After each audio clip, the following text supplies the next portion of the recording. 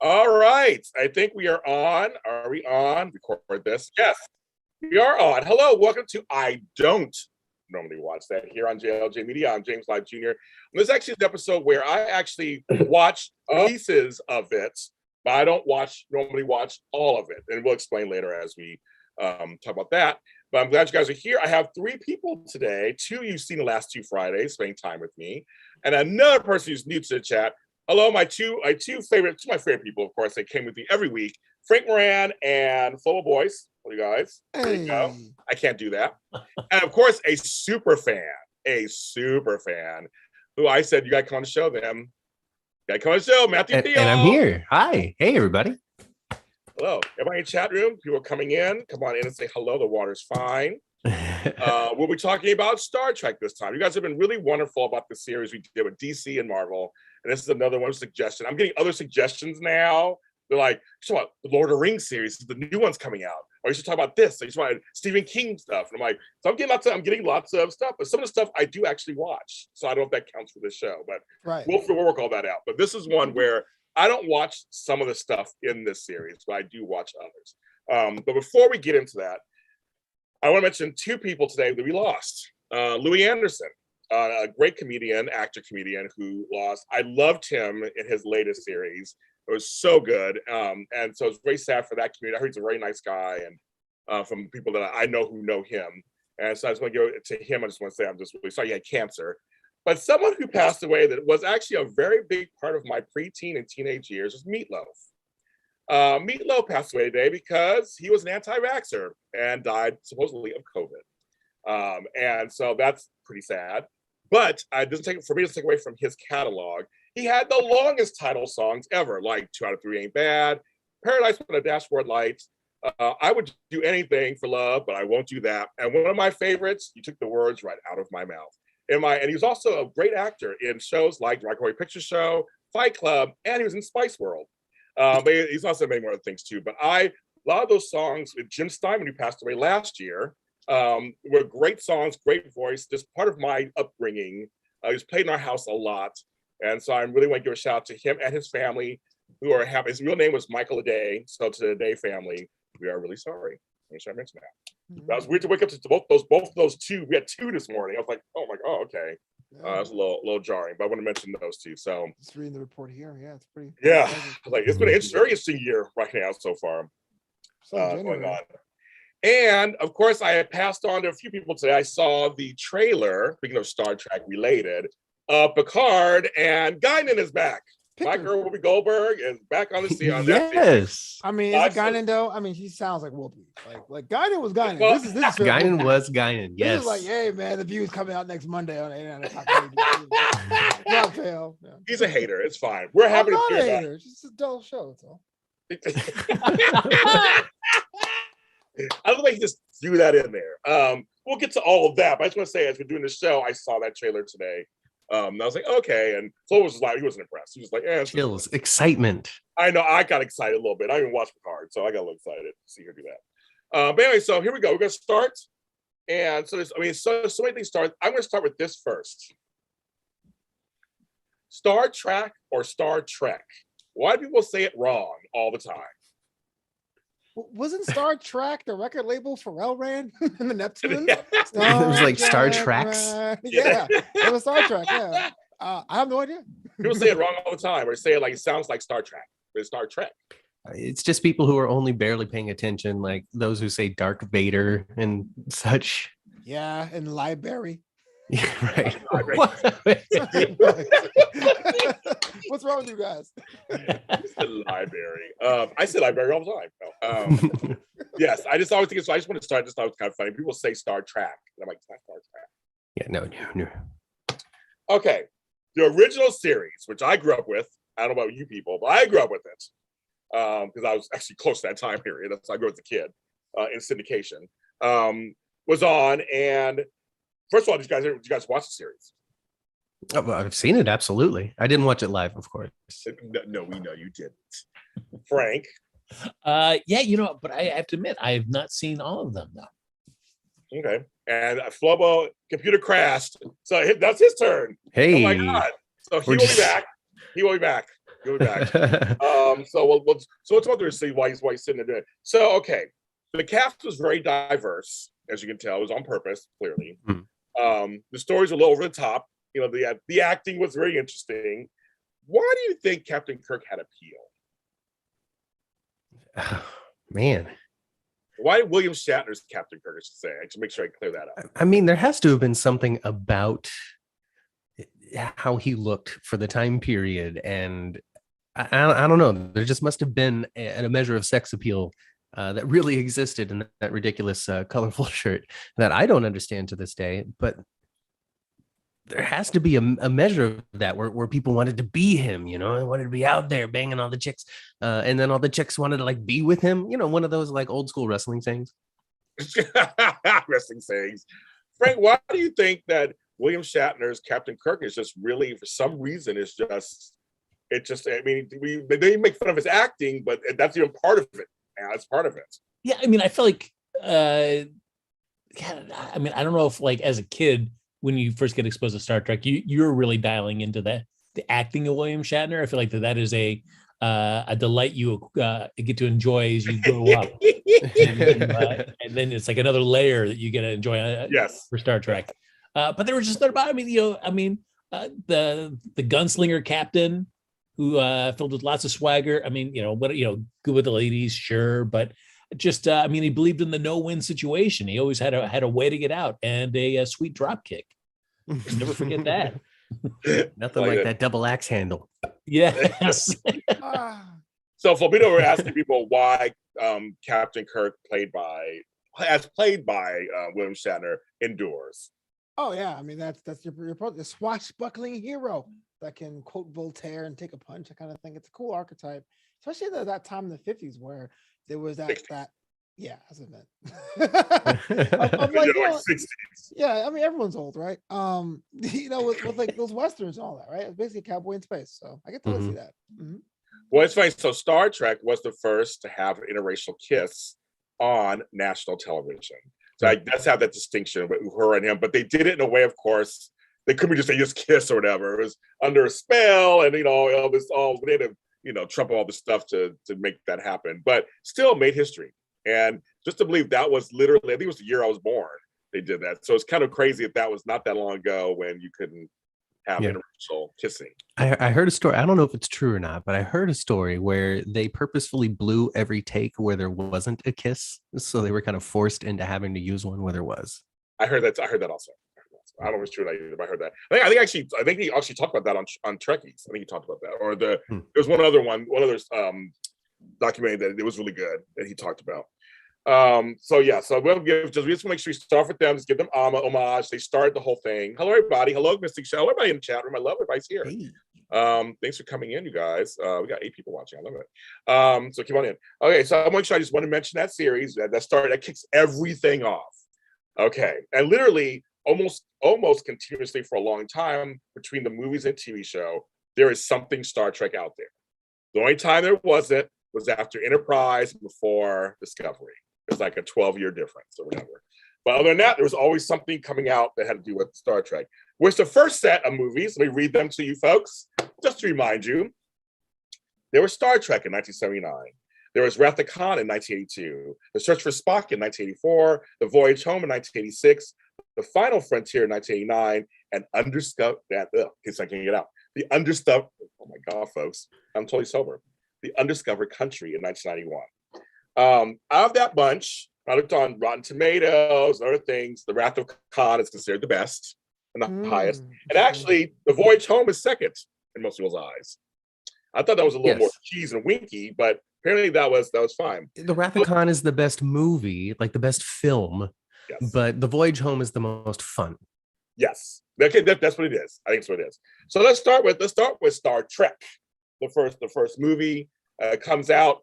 Was it a good introduction to the Star Wars past the series? No. What? I'm sorry. No. Star Trek. I mean, the one thing is that if you look at it, I mean, Star Trek really, I mean, there was a time after the series ended that, I mean, you didn't really have anything. You had novelizations, books being written and stuff, but it was really the fans doing the conventions and stuff that really kept that interest in that series alive. So to first let them come up with maybe we'll do a TV series, and then instead they said no, let's just do it as a film. They could not have come out with a worse film than Star Trek to really get Jones about that brand. At least for me, that movie is just it's just not my cup of tea. It's for Star Trek. Yeah, Matthew. I feel like they were trying really hard to like be some sort of artistic presentation of state-of-the-art special effects in all their glory. I don't know how close it was to 2001: A Space Odyssey and all of that other stuff that is just over the top when it comes to just the artful presentation of these epic shots and 10 minutes of a shuttle flying to the redesigned Enterprise and yada blah yada yada. They just kind of leaned too hard into the artistry and not enough into the story. And Flo, you just watched it recently, so with fresher eyes. So what did you think of the role? I watched it Saturday morning because he was like, look, man, even though you wrote and prepared for all the show for Marvel questions that we were going to ask you, I said, let me know exactly what we're going to talk about. So like I a watched dog with too. a phone. Yo, the horse is dead. Stop beating it. It's dead. Onslaught didn't get any time to talk. Okay, you know what? I hated the movie. And first of all, the motion picture. Are you kidding me, bro? Like, it's not an art so project. artsy. And I literally, I was like, yo, I'm like a slow motion picture. Am I right? No, but I literally, when we showed the Enterprise, I got up, used the bathroom, poured a cup of coffee, and we're still looking at the Enterprise. It's like, get on with it. Why is Kirk a jerk? Someone explain things to me. That's what I felt like when I watched it. Like, it's only 10 minutes. Yeah, it's the first introduction. We went and saw it in the theater. I saw it in the theater, of course. And I remember as a kid, because I was 10 years old when it came out, and I just remember it was kind of cool seeing the original cast on a big screen, because that wasn't really done either. But you think about that, it wasn't really done. There weren't like a lot of series that went to big screen. They made TV movies, that's something different. But big screen is a big deal, and we had to see it in the big screen. There was no TV to watch it on or anything. You had to go big screen and see it. But that was kind of cool. But you're right, after you saw them all back, you're like, oh, they're a little older, and they have late 70s hair, and okay, I'm fine. And then it was like, oh, this is not Star Wars, because we just came off of Star Wars, and it's like we saw better things, and it was kind of like it was just I wasn't impressed with that first one either. But I was like, if they do another one, we would go see it, of course, supporting, because we support the brand. So that leads into which I agree is one of my favorite, Star Trekkies movies with Ricardo Montalban. His Philippian leather. Why do we love Khan so much? Why is that? And that movie ends, of course, with Spock dying. So let's go. Let's talk about that. Yeah, I mean, I will say that, like the unfortunate costuming in Star Trek, the motion picture, their uniforms, the pivot that they had to do because the movie wasn't a success and all the money they spent on it. They said, all right, we'll do a second film, but your budget's really cut down. 11 million. Yes. And it would have been as frustrating as it would have been maybe to see a Star Trek film like really have the support of a bigger budget with Nicholas Meyer. I mean, maybe I think the circumstances really just kind of aligned for Nicholas Meyer to, be able to kind of work within that small box that he had and made a great film that I really enjoyed. And everything that kind of bummed me out about the first film, I felt like just course corrected for this one. You got a chance to really dive deep into the characters, what made them tick. The look of the world was so much more engaging than it was in the motion picture. Wasn't a lot of navel gazing, which I didn't care about. And I thought I did a great job, like diving back deep into the history of the show and pulling out one of the iconic villains. Yeah, and saying, yes, this guy is cool enough to really be the villain of a whole film. Well, they did what Star Trek was about. Yeah, I would say as a sub fan, I like that. They picked somebody and had a great backstory why he's mad at Kirk, why he's trying to be. It made all sense to me. Go ahead, Matthew. Tell me what you think about the film. I was saying that Star Trek 2 was able to do what Star Trek is supposed to do. Like the motion picture missed it entirely, but with the limited budget and the more focused spotlight on characters and their interactions with each other and how they're responding to this, like one of the most disastrous, dangerous things they have ever come across in their time together. And it was just incredibly successful on so many levels. And it makes me want to go watch it when we're done here. Well, Flobo just watched it also again recently. So yeah, it's fine. It's a movie Just that people. fine, It's Flobo. it's a movie people love, and so I'm not here to poo-poo on that. And it's a quicker pace, and hands down, my favorite uniform so far. Like those uniforms Yeah. were dope. I will get that for Halloween, hands down. But there's a lot of down periods in that film, and I still, it's tighter than the first one, which is a very low bar to clear. There's a lot of air in this one. Now, it's a cool scientific mystery with the Genesis device, and yeah, there's a personal element to it. And I know Connor was a reoccurring character, but it didn't, as they say in The Simpsons, it wasn't groin-grabbingly good. It was good, but I wasn't blown away. And I was kind of disappointed after hearing so many people tell me about why Wrath of Khan is great. But Khan himself was pretty awesome. Flobo, coming into this, because you've watched a lot of the other stuff that's come later, a lot of the other series and films, but to come back into Wrath of Khan, how did the Spock death hit you? Did it hit you? Did you have some feeling to it, or you're kind of like, no, okay, he died, that's fine? It was kind of like it's like comic books, right? So you're kind of like, okay, how are they gonna bring him back? And I don't think that would have been fair because we went around the timeline or whatever. It's just the fact that he died and it ended, and it was like, well, are you sure? Like, you know what I mean? So I kind of felt like I thought it'd be something more. I thought an epilogue would have happened. I thought a little wink to the camera happened. That didn't happen, but I wasn't distraught, if that's what you're going for. I mean, I don't know. For me, I hook, line, and sinker. I was all in on that death scene. Well, that was great. I can't think. I mean, back then, like multiple sequels and franchises weren't really on people's minds, and so the end of this movie was the end of this movie until they decided, hey, let's do another one. Does Leonard Nimoy want to come back? Let's figure that out. I think that's what it was. I think, yeah, being so far removed from that and knowing how it all is going to resolve, it's hard to come up with that same emotion. Well, I was there, and I remember the whole thing about it. I remember. Movies were just done. I mean, they just were. You remember, this is a time. This is right before the Raiders and Lost Ark franchise started happening. There weren't franchises like this.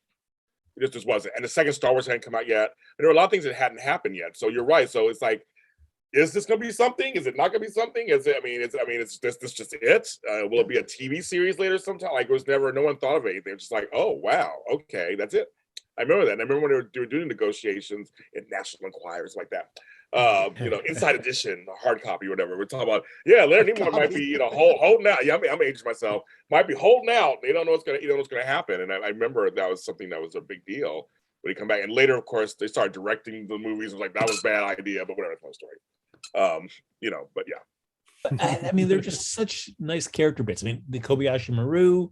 Then seeing how Kirk's explanation for how he kind of got around the Kobayashi Maru, that's cool. The cunningness of Kirk and Spock with their codes for how they're communicating time, because they know Khan can hear it.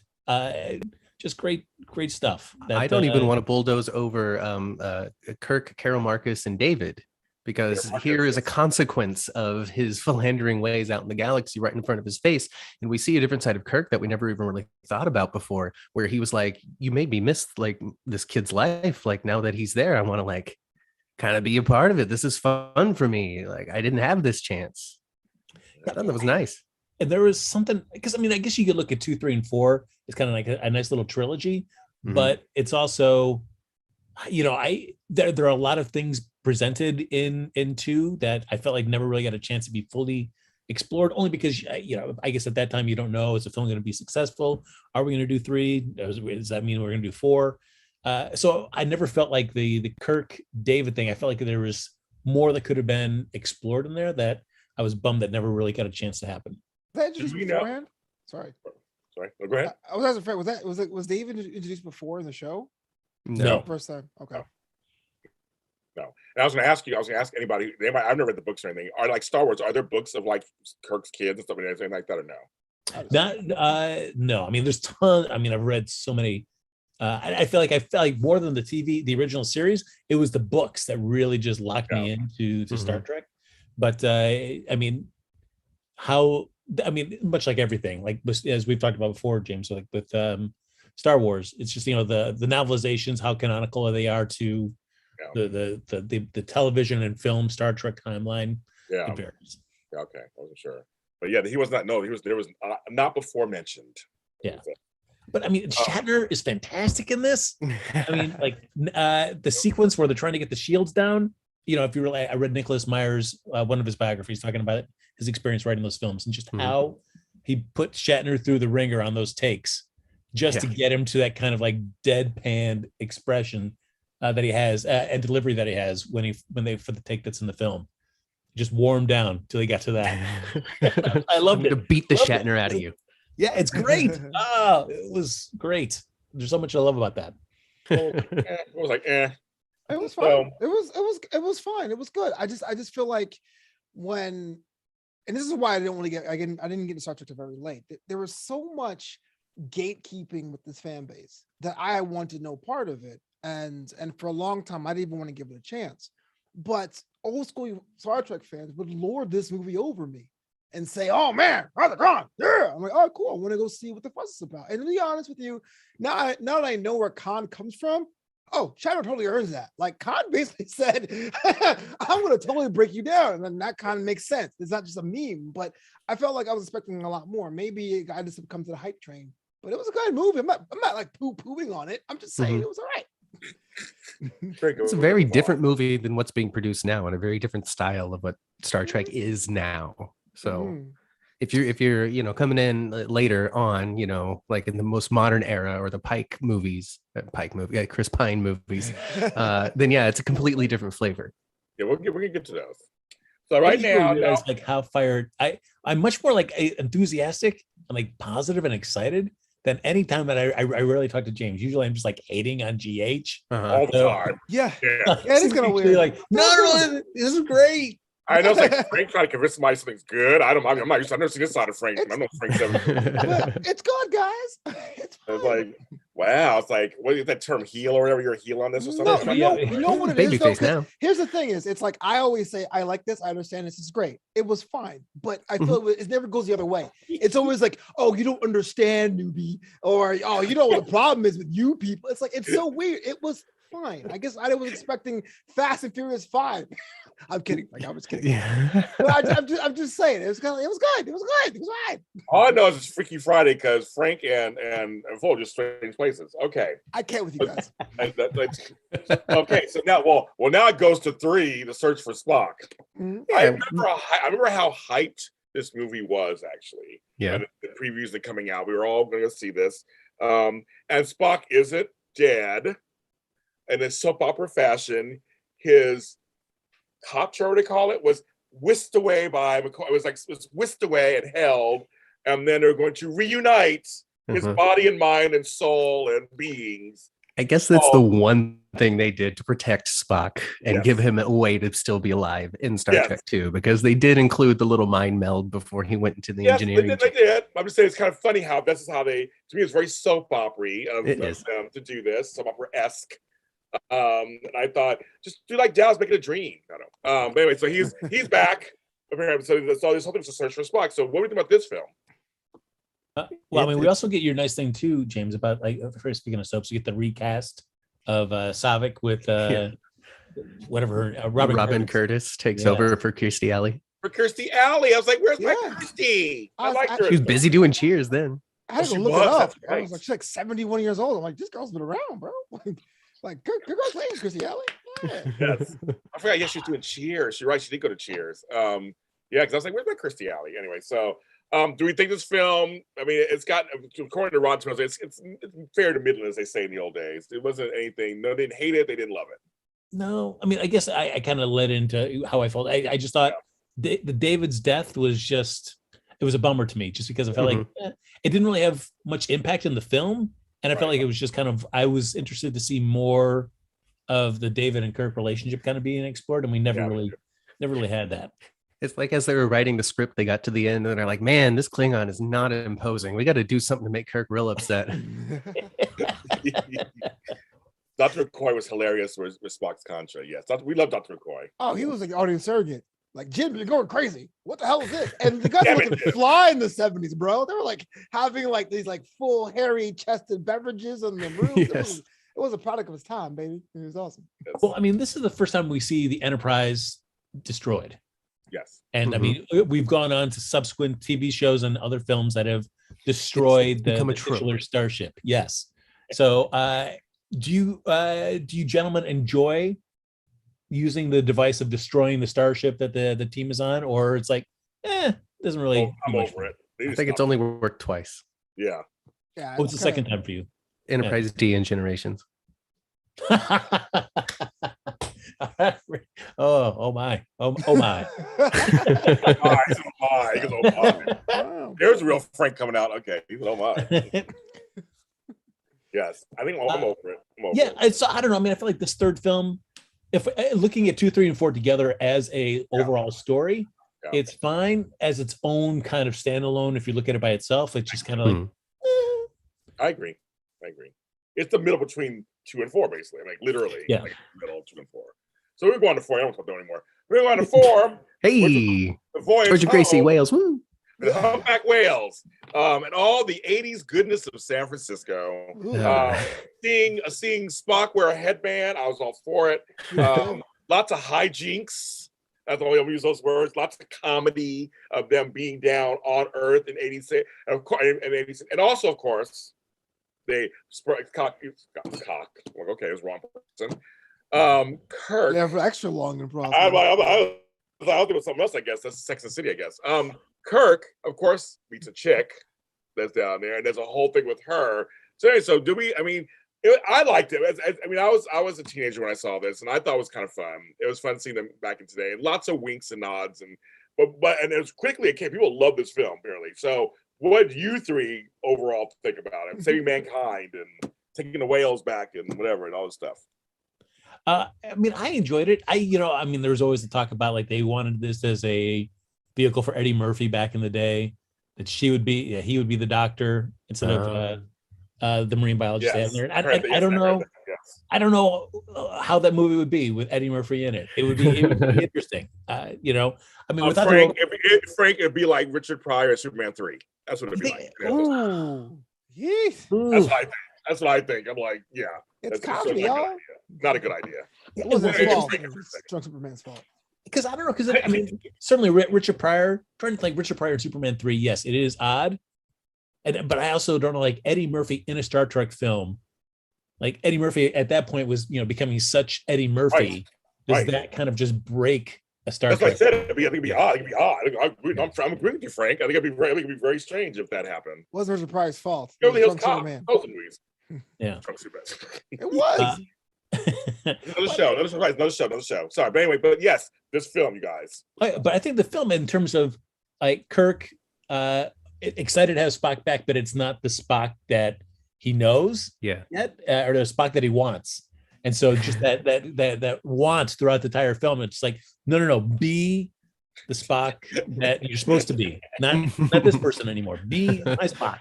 I enjoy it. Yeah. I love it. Matthew, Theall, what do you think? Super fun. I just thought it was. I mean, I think Star Trek 4 was maybe the first movie of the original series that I ever saw. It was my introduction to this cast and this crew and their adventures.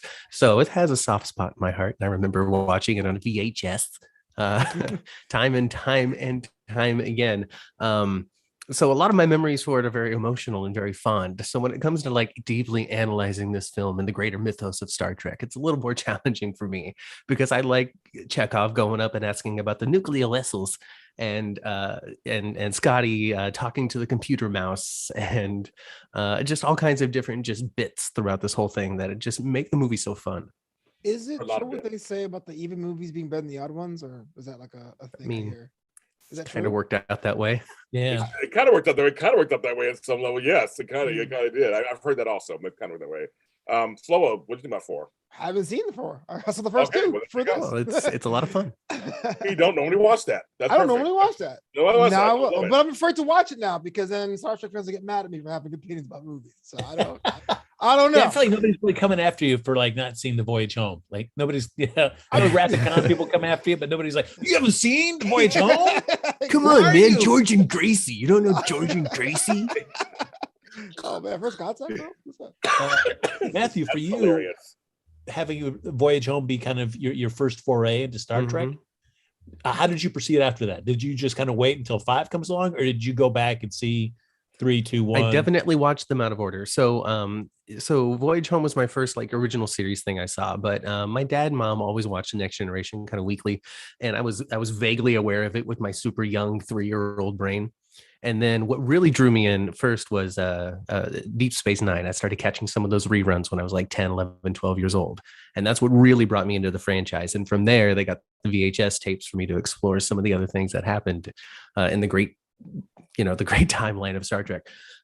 So as already sort of a fan of Trek to begin with, I was already comfortable with what was going on here. And it was just kind of a new crew. I've always heard about Captain Kirk, and now I got to see him do it and flirt with the lady and just be the cowboy that Flobo was talking about. And I like it. I like it. That's cool. Well, we'll go on to The Final Frontier, which came out in 1989. It got the lowest rating in Rotten Tomatoes of all of them, 22%. Dang. People did not like that one, and I remember when this came out again, it was marketed as the last Star Trek film. They marketed like this is gonna be it, kids. You gotta go see it. This is it. I remember being underwhelmed. Wow. What did you guys? Yeah, I mean, it is. They did so many things wrong in this one, where I think they were trying to maybe like take some of the parts that they got in the Voyage Home, which is the humor, tried to do that with another story, and it just none of it really landed. And I mean, you've got whatever's going on behind the scenes, whether it's Nimoy's gotten a couple cracks at directing 3 and 4. Yes. Hey, now Shatner's going to get a shot at this. How much of letting other people's kind of interests and wants into this franchise kind of start not making it to be such a good product. And Shatner's weight gain and stuff. They were talking about how they did have all these suits made for him. He kept fluctuating in weight. His bloatedness, apparently. Bloatedness. I don't know. That fact alone ruins this movie. I don't know. As a person who's big myself, I understand, folks, how it is. It's hard.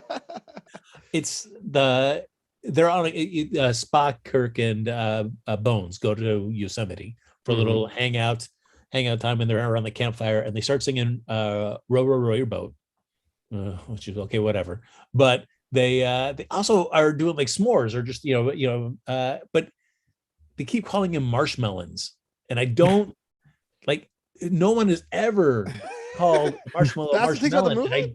It is, and I don't understand. Wait, it's the 24th century. People forgot how to say it. I know, like, man.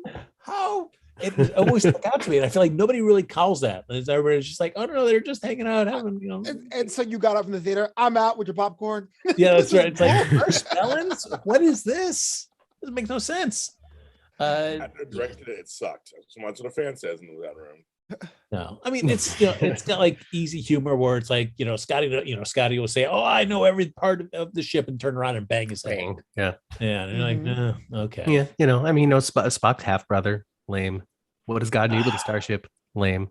I mean, there's just a lot of lame factors to this movie. Yeah, there are just character touches in there that I do kind of like, where Kirk just breaks it down to Bones and Spock were saying like, I always knew I'd die alone. And just things like that. There's just little bits of character business in there that I do like, but overall it's not a really enjoyable film. McCoy, I liked it better before he died. Great line. That's a great line in the film. Yeah. So, did you ever see this or anything? I hear about it? No. First two guys. You don't want to watch that. I didn't watch the movies. Yeah, That's good. That's good for the show. Now you get some idea. Yeah, Okay. I do have all the tabs up though. It's kind of cool to see like the progression of like the still images from the movie and how it's advancing and all that stuff, but I haven't seen them. Yeah, I mean the budgets for the effects aren't great. They use ILM for other films, and this one they also had to use another place, and so it's not just from top to bottom. There's just the production value on this is just not good. And then they made Undiscovered Country. Yes, which was much better. It was way better. I think it was way better, but it wasn't. But it was not the final film. Apparently, they got them back together one more time with the seats in the back. Which I mean, I can understand that. I mean, after I would think like any of those cast members, and even Paramount, would realizing the reception that had, we're just like, oof, that's kind of a bad taste in our mouths. I think we could probably the characters are interesting enough, and the fan base is engaged enough that we could do one more better film with these characters and get something good out of it. And Well, again, by here- bringing in Nicholas Meyer, I thought that was a smart move. On top of that, too, Next Generation was about 3 seasons deep by the time this one had come out, and so the fan base had been revitalized. And so to do that maybe quick cash grab on the original crew one more time, And also, makes a lot of sense. every Star Trek film opened very well. That was one of the things. No matter what it was, always had great opening weekends. Mhm. Just keep that in mind. Also, some were hits, some weren't, but just that they always had that. You're right. That regular fan base was going to show up every time. At least the deep fan base was going to show up every time. Was that a problem though back then? Like, was it weird to have a fan that got into TNG like, oh, I want to see a movie, but who the hell are these people? Like, is it like a weird thing for them? Was it just kind of understood that these guys? I felt like it was understood. I felt like it was not. It was. Well, it was a little more nostalgia. It was like kind of like, oh, they're back. It wasn't like these are two weird universes. No, they never. It was never. I remember we used to hope they would get together at some point. We always hoped that. We always hoped for a crossover. Back then, when I was always like, ooh, what if Kirk and Picard got together? There was always a hope. Like that. So it wasn't. For me, I remember it wasn't weird. It was like, oh, we're kind of like liking both could coexist. Yes. Oh, you guys. Yeah, no, I agree. And I feel like the more removed I think you got away from the original series, maybe the less connection or knowledge you would have of it. So if you came out on Deep Space Nine or you came in on Voyager, where the direct references to original series stuff weren't as heavy, then I could see you going like, oh, wait, who are these guys again? Okay.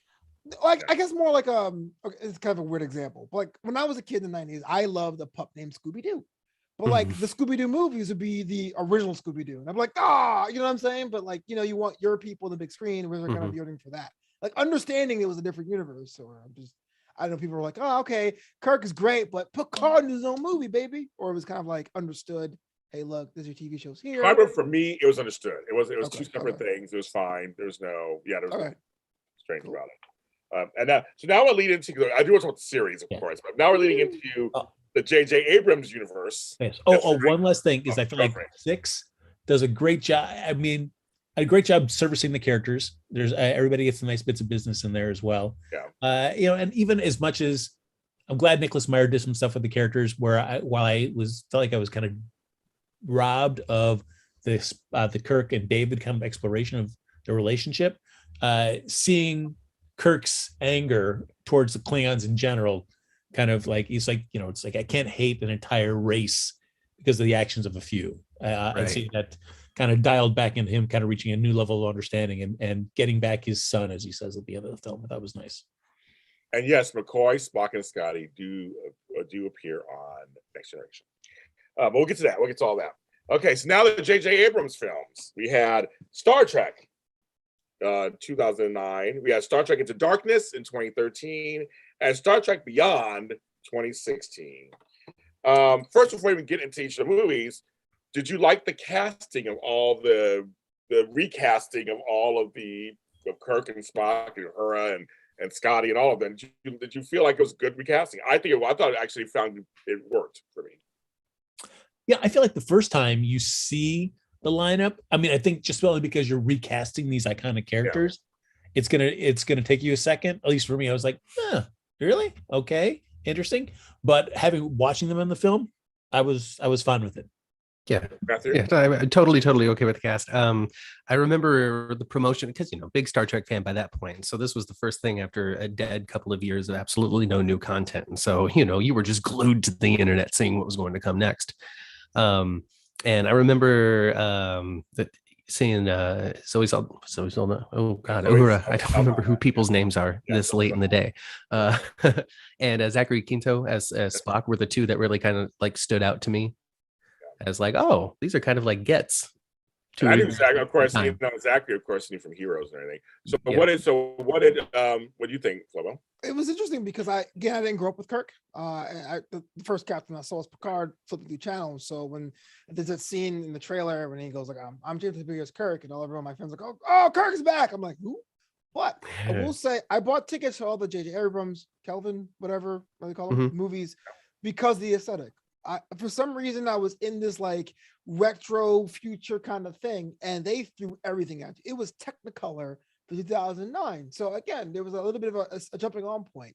Cast was great, except for Pike. He was kind of a loser. But everyone else was pretty dope. I like the first one for sure. The first one was my favorite of that series. The first one, we get Spock meeting Spock. Yeah. How do we feel about that? Great. Yes. That's great. And I think everybody that made the movie for me when they're like, oh, something happened to the timeline. It's like we're in an alternate universe now. I was like, great, wonderful. Yes, that is how you reboot a Star Trek franchise. Just say it's an alternate universe now. Get over it. And then blow up Vulcan. Let's do it. Frank, I'm waiting to see what you got to say. Yeah, I'm agreed because when you're kind of revitalizing a part of a franchise there, the question is, how do you treat everything that's come before? And I think everybody was really curious to see how they would approach that. And so to take the idea that it's somebody's traveled back in time and changed the timeline so that everything you've ever experienced in Star Trek still happened, and this is just a new branch where anything is possible, was a way for the fans to have their cake and eat it too, so to speak. Because I remember there's a whole thing like, are they going to do like a kind of scene by scene thing, like they take the story and just update it. Psycho had done that, where they filmed scene by scene. Halloween had done that. It was like they're not just rebooting; they're also kind of taking the original and updating it too. So I remember being curious how they're going to do this. And well, the second movie basically did that in a sense, but we'll talk about that in a second. But the first one I thought was a great introduction. I went to see it in the theater. I saw it here at it was Magic Johnson's, whatever. We saw it when it was Magic Johnson's. We saw it. I'm aging myself. And I was entertained. I thought the casting was great, and I was entertained. Yeah, it was. I thought the stuff with all the other characters, I kind of enjoyed the changes and the alterations they made. I thought having, as Matthew was saying, Uhura and Spock having a relationship. I thought that was a really nice switch from the original series, and I enjoyed their relationship. For some reason, and maybe it's because I have such a soft spot for Shatner as Kirk. Okay. And Chris Pine, great. He was great in the role, but I just never, I don't know. I never really felt like he was the Kirk I wanted him to be. Okay. And certainly the first film is him kind of maybe growing into becoming that character. And so, but I just never felt like the second film, I think, cut the legs out of that character growth. Well, now let's go to the second film, because this time Kirk dies. Right. And Khan saves him. Magic blood. So that's about that film. I didn't like it as much. Can we not talk about that film? Why not? We can do it briefly. I'm not a big fan of that film. I remember in the theater going, what did I just watch? The way Flobo's reacting, he is hot. Not a fan. Interesting, because he doesn't have an emotional connection to the Wrath of Khan like we do. So let's hear from Flobo first. This is exactly why I don't go to Star Trek parties. This is the exit all the time. I try to look. I understand there was a thing about Khan, and Khan was a thing back then. By that, I knew Khan existed. He was the meme. Oh God! So hearing Benedict Cumberbatch talking about doing things for his family was like, oh, I understand that. This is again another Fast and Furious reference. Totally understand family. So self-contained, it was great. But watching Wrath of Khan this weekend, it is two different movies. So if you're expecting another Khan like that, you're gonna walk out and be like, "This is lame." But I mean, for what it was fine. There was this guy that was on his mission. His family was destroyed. Try to do everything he can. Was throwing the brig like some kind of low rent criminal. The guys want to look out for his people. What's wrong with that, y'all? You heartless jerks. No, I'm just kidding. I can understand where you're coming from, Flobo. And I think maybe at least for me, I think part of the frustration with that film is there is such JJ Abrams loves working with that, the puzzle box. It's a little mystery box, whatever it is. And so we don't want to reveal anything. And so while everybody's like, it's Khan, right? It's Khan. Nope. Right.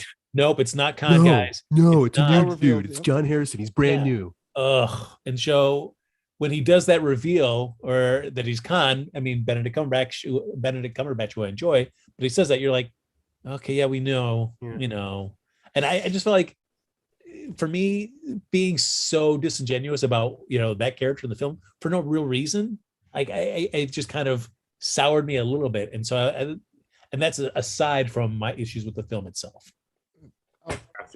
I also got to say, the movie, JJ Abrams. I also got to say, for a character named Khan Noonien Singh, There's nobody I can think of before Benedict Cumberbatch for that character. Yeah, me too. Yeah. Oh, you're being sarcastic. Hey. I am, totally. Hey. Absolutely. Yeah, and I like the idea of like, hey, we're seeing the timeline played a different way, where it's Kirk dying instead of Spock. But I feel like, at least for me, the feelings that I have for that whole kind of change in the sequence of events and time, it plays because I had such a deep affection for the original Wrath of Khan. That I bring that feeling into that sequence, but the film itself, within itself, I think does not warrant that emotional connection for me. To feel, if I'm looking just at the Into Darkness by itself, having Kirk die instead of Spock, the film doesn't get me to that point. The characters don't have that sense that you feel that impact. I feel like you're only bringing in that emotion from if you love the original one so much. Well, they also said the magic blood very early on in that movie too. So if you remembered that detail from the opening of the film, then Kirk's death meant absolutely nothing to you. Yeah. It's weird because of course by this time, JJ Abrams I know from television, and I was a huge Alias fan. I was a huge Alias fan, even though some of the season later got bad. But those first couple of seasons I thought they were great. He could tell a great story, and I thought, okay, I'm kind of excited to see what he does with this Star Trek universe since rebooting. I think he knows how to do this, and he'll get the right people to come in and do it. And I just thought the second film just didn't work for me for many reasons you guys said. It just didn't work for me. I thought, okay, well, there you go. And it was a movie. I was like, if there's a third one, I wouldn't miss it. If it comes, it comes. It doesn't, it doesn't. And there was a third one. There was. And Star Trek Beyond is known for playing Sabotage by Beastie Boys as something to, So what do you think about Star Trek Beyond? On the Beastie Boys. We don't like the Beastie Boys? I'm down. I was fine with it. There's the premise. I just didn't. This was weird for me. I thought it was another fun one. It didn't have a whole lot to say, but it was a fun ride. It was enjoyable to watch.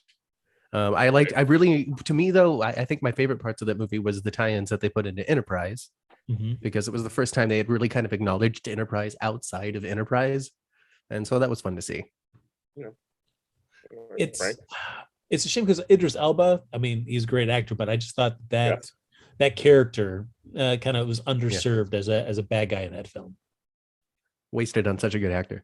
Yeah, he's a good actor. My third reference, he was also wasted in that Hobbs and Shaw spinoff. No, it was fine. And the thing is, at the time, it was jarring seeing popular music, but a lot of Star Trek shows do that. Like even Enterprise, right? Their intros are popular, but the intros are modern arrangement, and I just feel like they play with that score feel and that pop song feel a lot. So it didn't really bother me as much. But by the third one, even though it wasn't bad, it was like I had enough.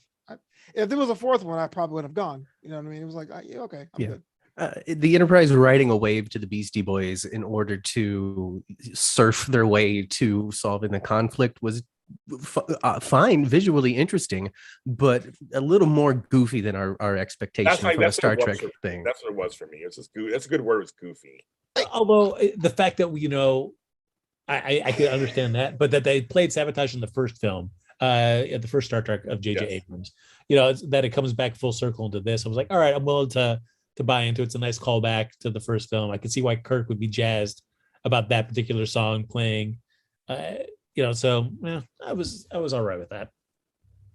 Okay. But it felt very much of an episodic entry to the film series. It's not, like Matthew was saying, it's not a huge lots of consequence in terms of like an overall arc or advancing characters or making a lot of change. It's just like, hey, this would be just like a weekly episode of Discovery. The ship crashes, they're all in danger, they get separated and they have to come together and they save the day. Right. Yeah. And we'll let Frank, that's wrapped it up on that one. So there we go. Now we're on to the series. There was, kids, Next Generation, Deep Space Nine, Voyager, Enterprise, Discovery, Picard, Lower Decks, which I hear is a comedy. Yeah. Short Treks, which I heard is a Discovery spinoff of some sort that was out for a while. And Prodigy, which is, I guess, just started. Yeah, the kids show. So now Deep Space Nine and Voyager are the same time period. That's established. And the characters from Next Generation show up on Voyager. I remember that. Okay, so let's start off with my favorite, of course, is the Next Generation. And why is my favorite is because it's very dramatic, it's close, it's not soapy, but it's close to a dramatic TV show every hour. Like every hour, just for me, it really fits my viewing habits. There were new alien races that were introduced and cultures that were introduced, obviously, on this series. We had to see some of the old ones on there too. I found it was very relationship heavy in many ways. And the whole cast to me really worked.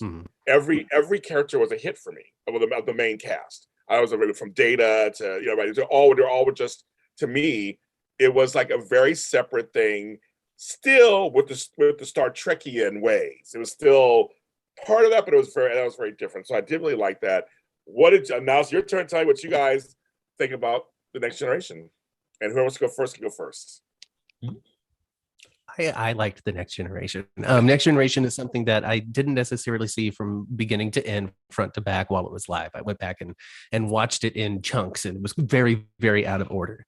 But what's great about the Next Generation is you could totally watch it out of order, and it's still perfectly fine. But that also goes to show, though, that there wasn't a whole lot of movement with these characters. They were kind of always in the same place, doing the same job week after week, which is very comfortable and very fun. And you're able to really like pick your favorites, and you get to see them every week, which is something that Next Generation was really good at, is including all of their characters every week in some capacity, even if it's just a couple of lines. I mean, Dr. Crusher was just kind of in the background for most of this dang thing, but you remember her so well. You do. I got to give it to them for that. They really did a great job of balancing all the characters. When we start talking about DS9, I can go on for that one for 6 hours. So I'll try to reserve Next Generation opinion. All I know is I was hot for Worf. What do you think, Frank? What was going on for you? For me, it's what I liked is that it proved the concept that the Star Trek brand in and of itself could still exist past what everybody thought of from the original series. But I also thought it was interesting is that for me, it's a show that finds itself along the way. The first couple seasons are kind of like, but when you get to, the best of both worlds at the end of season 3, and it's got that cliffhanger like that, you're seeing in season 3, them really locking into what the Next Generation would be. And, people still, even if you're not huge Star Trek fans, I feel like everybody, if you're into television and into pop culture, about how exciting the cliffhanger was to Best of Both Worlds Part 1, and just how it just left you just dangling for a whole summer. Totally. The whole, oh my God, I remember that. I saw it live. So, there was no going to see it, go back and look at it. It was live when I saw it. So it was crazy. It was crazy talking. That's it. It reminded me of that's the kind of shows I liked back then. that's the television I watched. So it really did. And I agree, with Matthew, you in terms of the characters. I feel like out of all of them, Picard and to a lesser extent Data had probably the most growth throughout the whole series. It's tough to look at how much is Geordi different from, other than going into the engineering, through the course of the series. Riker was just kind of stuck in that perpetual, should I get my own starship? Should I become a captain? Nah. So, there wasn't tons of growth, but if those bits that they did give, at least because I thought, at least what they added to Picard, it still pays off even till today. So I thought I would say, but I forgot to mention, and the captain was Picard, Jean-Luc Picard. So I meant to mention that. And Flobo Boyce, what do you think? Growing up, that was Star Trek, right? The TOS is long gone. That's what my mom's friend would have on when she and my mom were typing up their theses, because my friend had a word processing machine, so they would get together, write papers, and play Star Trek. So that's why I was like, nah, it's not for me. But Frank and I were on the Star Trek Discovery After show after season 2. I asked the crowd what series I should watch first. The crowd said DS9, and then Christian Black pulled me aside. Like, no, you're watching TNG. So I went back and I watched it. I appreciate it. It's so different than TOS. And in a lot of ways, what I like about it, it's the military aspect of it, right? There's a lot of belay that order, so I think that's pretty cool to see that part of stuff in space, because space cowboys are great, but my science fiction tends to have some sort of order when it comes to that. I'm a big Green Lantern fan. The whole Green Lantern Corps is that way. Like that's what I think was the opening seed to what I like about New Trek. So it was fun. Yeah, I mean, there's definitely a different vibe between Next Generation and the original series. It's for sure. Only because Roddenberry was like, oh, hey, we're an evolved culture by this point. Everybody should get along. And so, they had the edict kind of posed on them that it's, no real conflict amongst the crew towards each other. It's all stuff externally coming towards them. So you missed some of those rich kind of bashing of heads that you'd get from the original series characters. And I don't think there's like, I don't know, James and Matthew, you might disagree, but I don't think there's not a core trinity that's as strong in Next Generation as there is Kirk, Spock, and McCoy, at least to me. Not a trinity, definitely a duo with Picard and Data. Yeah. Well, I would say not just that. I mean, I think just an ensemble. It was they all kind of were all, like you said, even the ones who didn't have that many lines or that kind of like were really supporting characters. You remember those names. You remember them. It's crazy. Like you remember them. I made a joke about Guinan because she came around once in a while, but even the side characters would come and you remember who they are. Like this, for me, this series for some reason seems to be the most influential of the series. I feel like people just know this one. Like they just, out of all of them, they just really know this one. It's just really interesting because there's just a special kind of person, I guess, that it takes to really appreciate a show where it really is just a bunch of people standing in the same room talking to a giant TV, solving these problems on the huge view screen, but it's still so wonderful. It's hard for me to even put into words, really. About what you were saying? No, I said from what I understand, the series had elements that planted in DS9 with Cisco, and DS9 ranked Picard to Voyager. Like you can't even appreciate those without at least making a reference to that. So even if you don't think it's influential, it's more or less the heart of it, right? Like all the modern treks after TOS, it kind of is centered around what Picard did or what that show established. Yeah, I mean, for me, in terms of just like moments that stick with me in Star Trek overall, I feel like Next Generation gives me a lot of those. We're talking about like Inner Light, that episode where Picard, for a moment lives an entire different lifetime. Yes. There are a few episodes in there that just land with me as like great Star Trek moments that I don't feel like I never really got those moments as much from the original series, maybe because I really wasn't as deep into it.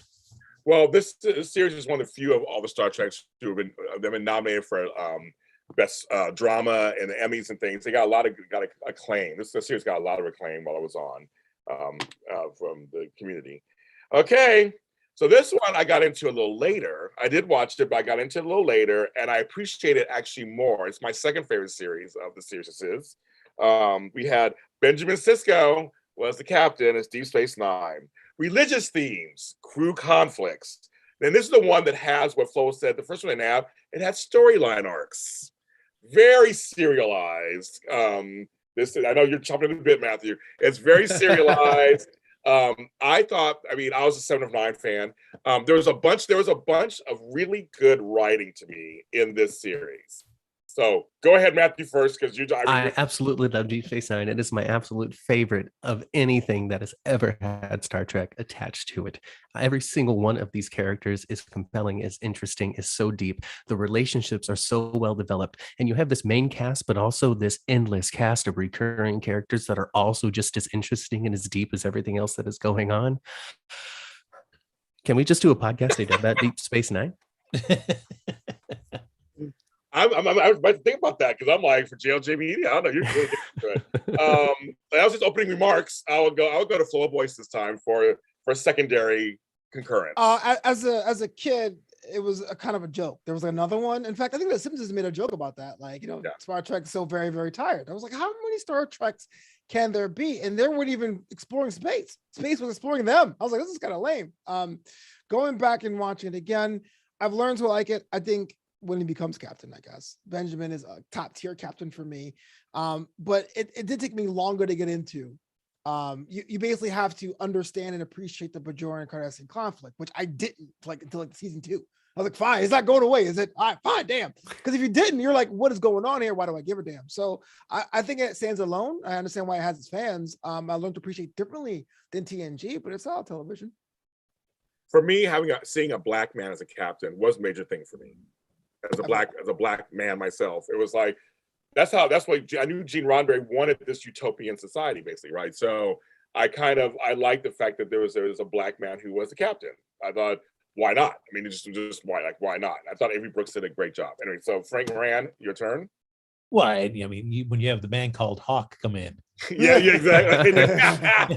David, and grow the hair first, though. Don't look like I didn't want to do Hawk. that, Never Frank. mind. I didn't want to do that, Frank. I wasn't going to go there. I was like, went there. Yeah, That's what he was. I'm not. No, I know. Okay, Spencer for hire, folks. You know what that means. Okay, anyway, go ahead, Frank. I know what that means. I didn't have cable, so all of my shows are reruns from the 70s. I was saying a lot of folks don't. You had that. Especially a lot of folks nowadays don't know what that means. They don't know what that means. I know you do, Floby. I know you. Frank Moran. Yeah, for me, I felt like the first season was a little bumpy. As they're trying to figure out like what parts do we take from Next Generation. Like seeing Q come on and it's like an old timey boxing match. I felt like they were also saying like, hey, Q doesn't really fit into this type of show. So I mean, we don't see Q again. I feel Q works better in Voyager. Like him and Janeway, I thought had an interesting relationship. So there are bits and pieces where you see don't necessarily plug into the Deep Space Nine kind of feel. And that for me was another show kind of finding itself along the way. And I thought Cisco getting promoted to captain was the best thing that happened. And then, the additional Worf and this then kicking off the war for multiple seasons, I thought was just great. I thought that a lot of great stuff. And as much as I was excited to see Ensign Rowe come over there, and then she decides not to take part in the series. Kira Nerys, another a really great character. Oh my god! Like seriously, I can't. I have too much to say, because I could talk about my deep appreciation for every single one of the characters, but I could start with Major then Colonel Kira Nerys, starting with duets from season 1, which is like the 6th episode of the entire series, where she has this very intimate experience with a Cardassian prisoner who is pretending to be this great general who was responsible for so many atrocities during the Cardassian occupation. But as it turns out, he's just a file clerk, but felt like somebody needed to be punished for everything that happened. And for Kira to come to understand that this guy wasn't as bad as every other Cardassian that she ever met before, and just the immediate growth in that, letting him free, and then he gets stabbed and killed by some other crazy Bajoran, and then she's like, him being a Cardassian alone is not enough to kill him. It's just too good. I think Matt, to your point, I think there's a lot of allegories, a lot of metaphors to, like I said, to religious themes. This was one of the things I really looked into, that the quality of life, the things that are effed up about things. They really did explore that on Deep Space Nine. That's what I say. It's one of those that, as a writer myself, it's kind of like I like that. I like the writing for a lot of series. I said, but again, at first, it took me a while, almost kind of for like Flobo's reasons. It took me a while to get into it. It was a very different type of Star Trek. It wasn't the other stuff. And but I agree with that. They went deep. They really went deep. Yeah. And it's not like Next Generation. You can't just pick up an episode and be able to watch it. I said it was you have to go through the whole thing. I mean, the first 3 seasons you can kind of pick up and go, but after that, definitely not. Yes. Yeah, and I mean, certainly Kirk has David, but giving Cisco his son and seeing a father-son relationship explored by somebody in a position of Starfleet, I thought was a really nice touch as well. And that relationship was so important to Avery Brooks too. He really wanted it to be as positive and loving and as close as they could possibly depict it on that show, just because it's the future, and he's the first Black captain, and it was very important to just put the best face forward in this landmark role. I agree. O'Brien from Next Generation was on DS9. Yeah. And the Defiant, great ship. Oh, absolutely. Yes. And some really, because if you're thinking like Star Wars and Star Trek, I mean, I guess you could look at least early Star Trek as sort of like you're looking at big battleships in the sea, kind of submarines or something kind of fighting. And so it's kind of slower, not like the quick kinetic stuff that you'd see in Star Trek. But I thought like Deep Space Nine did a nice segue into like, oh no, we can do really big battle scenes that are really interesting to watch as well too. I always felt that Star Wars and Star Trek were unfairly compared. They're totally different They're things. totally different. They're two very different space series. They go after completely different themes, lessons, morality, all kinds of different. I totally agree. So, I agree. For me, I don't know if I had to only choose one, I would go with Star Trek over Star Wars. oh well, I said go Star Wars. You Matthew? like you're Star Trek, aren't you, Matthew? Definitely. Flobo, yeah, choose Star Trek. Have come to appreciate Star Trek more. When I was a kid, I was a Star Wars fan because of like the whole like lightsaber thing was cool. But as far as storytelling, Star Trek. And it's funny because I understand the comparisons because they I mean, for someone on the outside, the fan bases were similar. It was hard to tell you people apart. You people were all the same. It's like when someone tells me WCW is the same thing as WWF, which is the same thing as AEW. I go, oh hell no, it is. But you're on the outside, you're like they're all these guys in tights. So I get it. It's unfair, but I get it because until you get to the nuance between what's the difference between the droids and the Bajorans, then you're gonna be like, oh, they're all that space stuff. Yeah, that makes sense. Yeah, don't go to the soap fans and tell them they're all the same. They will kill you in there. They're all the same. What's the General Days of Our Lives? Is it Young and the Bold? Beautiful the Restless? Young and the Bold. That's something about Young and the Bold. Yes. The Days of Our Hospitals. I don't know. All of my hospitals. All my hospitals. Exactly. Okay, so the next one, we have Catherine Janeway, played by Kate Mulgrew, who was from Ryan's Hope, a soap opera. That's where I knew it from. We had Voyager. And Voyager, there was very new dilemmas that we'd never seen before in any of the other Star Treks. And we have many people show up from the other Star Trek series. So how do we feel about this series, kids? About Voyager? I was okay. I didn't watch it. Yeah.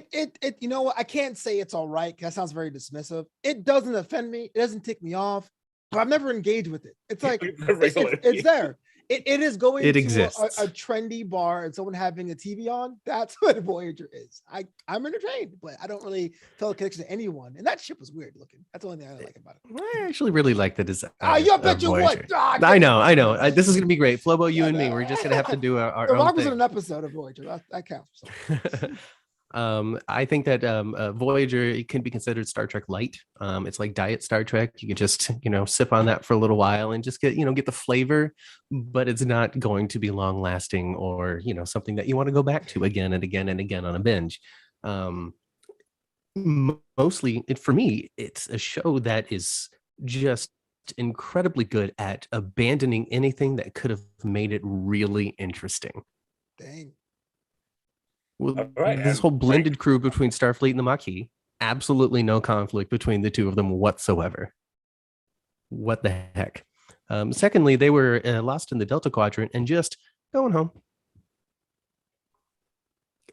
Yeah. No long-term damage, no long-term consequences. They're going to meet this culture, interfere with it in some way, escape and fly to another solar system and never talk about it again. Like, it was just, it was on. I understand that because again, I understand when UPN dropped it, it was kind of like, hey guys, fresh take, new fans can jump on it because DS9 was so involved with the storylines. But at the same time, you're right to the point of it being just vanilla. Like I don't care enough about it to hate it. It's like the characters are fine. 7 and 9 is interesting. I mean, the Doctor, if you're going to pull something out of the show that is exceptional, it's Robert Picardo as the Doctor. Yeah. Not Neelix? No. Oh God, no. Oh man. So when they killed Lieutenant Joe Carey in the final season of Voyager, and I was very upset because he was this recurring character that had disappeared for 3 seasons, came back to get shot and died. I wish they had missed and hit Neelix, and that didn't happen. And I just want to go back in time and convince the showrunners to do that. So if anybody's got a starship I can fly around the sun with, so I can get that done, that would be great. Yeah. Well, I mean, I didn't miss Cass. I was glad when she left the series. So that was, yeah. I don't know. I agree with you, Matthew, where it's just the premise is ripe for a lot of serialized storytelling. And yet they were so, for some reason, the execs at Paramount were just so, even though Deep Space Nine was so serialized, like, maybe we shouldn't do that. So let's just kind of do more standalone stuff. And you see the potential when they did it's a 2-parter. Is it The Year in Hell? The Year of Hell, which they wanted to do a full season of, but UPN was just like, no, can't. Yeah, you just saw what that could be, what that series could be. It would have been really interesting. I mean, where the stakes are off, and to the point where it's like, well, just at this point, you might as well just get them back home, and then just see them be back in the regular, the Alpha Quadrant, and just what happens. So for me though, Voyager was the only Star Trek series, well, was the first Star Trek series that I had seen from beginning to end, from premiere to series finale. So I can go back and watch it and enjoy it because it was the show that I watched for 7 years throughout my late childhood, teenage years. It ended just a year or two before I finished high school.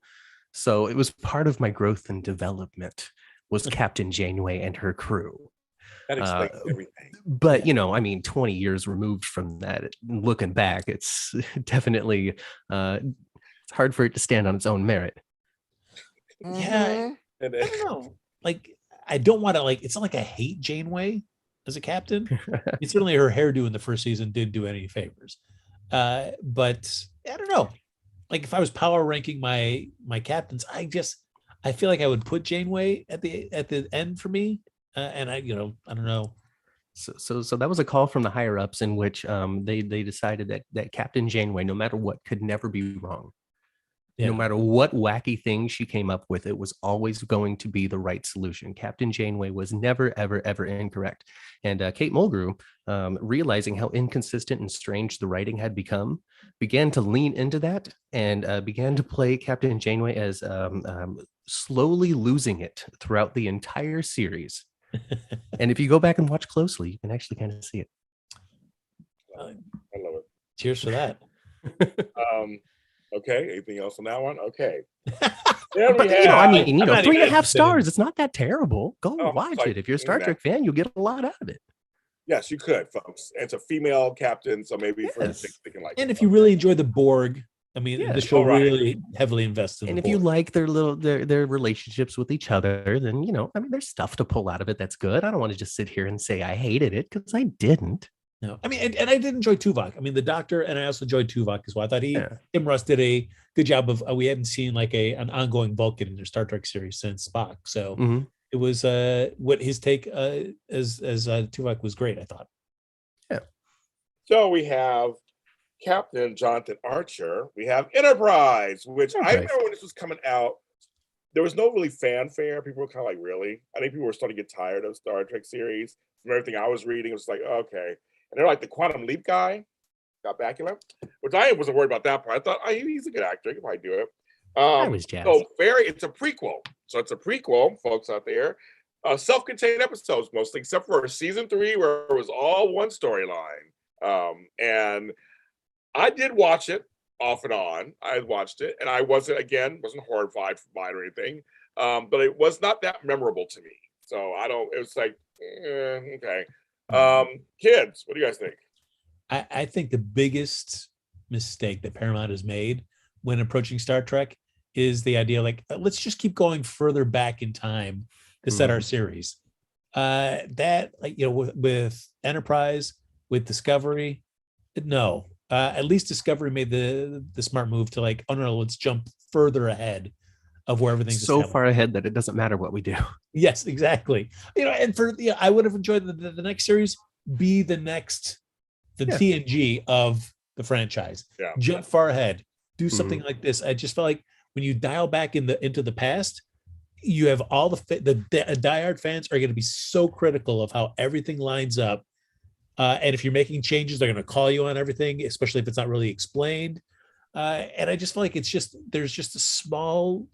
I feel like the hassles of what you're trying to tell can't be worth the hassles of dealing with the larger kind of fan base and timeline of Star Trek. At least I don't think so. They felt like they needed to show that it's been a long road getting from there to here. It's true. It's been a faith of the heart. I was writing my power ballads on every Monday morning. I remember when UPN had a vote at the end of Voyager of what you wanted to see the next series be. I remember being a teacher voting on, let's see a Starfleet Academy show about everyone wanting to be in there. But I also remember Enterprise. Star Trek 90210, I remember, yeah. That's what I'm saying, yeah. But that being an option of the first manned mission. And I was like, well, why would I want to watch science fiction of things that are before that? Like, just even back then, I was like, okay, great, I'll give it a shot. I remember giving it literally the first act. And I was like, these guys they're going to fix the starship instead of flying one. And I'm out. everyone looked derivative to Voyager and DS9. At least as a kid, I was like, I thought this would be a chance for me to jump on. I was like, you know what? That's when I realized at that moment, after 10 minutes of Enterprise, that Star Trek was never going to be for me. I was like, I've tried, can't do it. For me, like the design of the ship, I'm fine with, totally cool with that. Scott Bakula, I thought he was fine as Jonathan Archer. Yeah. There are a few other characters. Trip as the engineer, I liked him. Malcolm was never really, he was kind of so the cast was kind of meh. Yeah. But there are a few standouts in there that I thought were interesting. But I think no matter what, though, the show is horrendously, the legs are cut out of it on the last episode. That last episode is such a slap in the face to that. Not even an episode of Enterprise. Just embarrassing. It's just an awful way to end a series. Just awful. Seriously. I mean, for me, Enterprise was as a Star Trek fan, and a very staunch one by the time this had come out, there was just the fact that it was Star Trek was enough to keep me going and watching. There was enough in it for me to pull out. And as still, kind of a young, like 18-year-old person by the time this had come out, my perspective on life and the depth of story I'm expecting just wasn't there like it is today. And so I was able to appreciate it for what it was and take it with the bites that it was handing to me. Archer was great. I think he was the best thing of the show. There was just something about how he was able to carry himself as the captain and this genuine, like, fresh excitement for what could be out there. I think that he really mastered. Yeah, it wasn't bad. It wasn't bad. I don't think it was bad at all. I think Scott Bakula was a good actor. I didn't have a problem with him. Yeah, they brought in Dean Stockwell for an episode too. And, Of course, we love that. Yeah, I mean, Theall, she was fine as a Vulcan. Yeah. Oh, yeah. I like how a couple of seasons into it, they kind of realized that Jolene Blaylock's performance wasn't as quite Vulcan-y as people were expecting, and so they gave her this like degenerative Vulcan disease that made it harder for her to suppress emotions. And then it became kind of like this HIV allegory, which was kind of interesting. Yes. Okay. Sorry. And then, we found out why the Klingons had flat foreheads, and it was all, Data's ancestors' fault. Oh boy.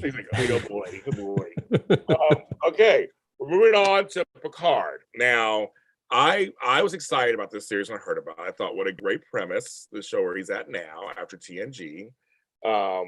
We saw Picard and Kirk together at a couple things back in one of the movies. That was kind of fun back in the day. But other than that, we didn't see much of him really after that.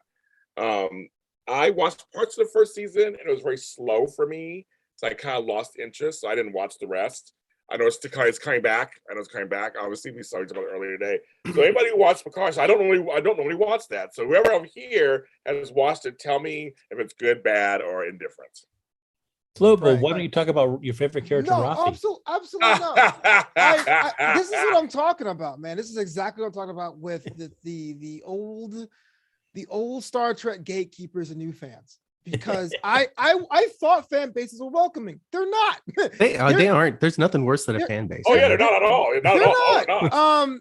At least people will try to tell me, hey, watch this. So the Picard, to really understand. So after Discovery, they decided to make Picard, which is going to be the spinoff of one of most people's favorite, or at least top 2 favorite captains. Uh-huh. The Picard in the Picard series is a broken down old man who is kicked out of offices, who gets a ship with a bunch of riffraffs, right, to fly for a personal mission, like that movie License to Kill from James Bond. Like, who cares? I'm not you have a vineyard, you're fine, okay? And this whole thing about the synths and not, it seems to me very tacked on.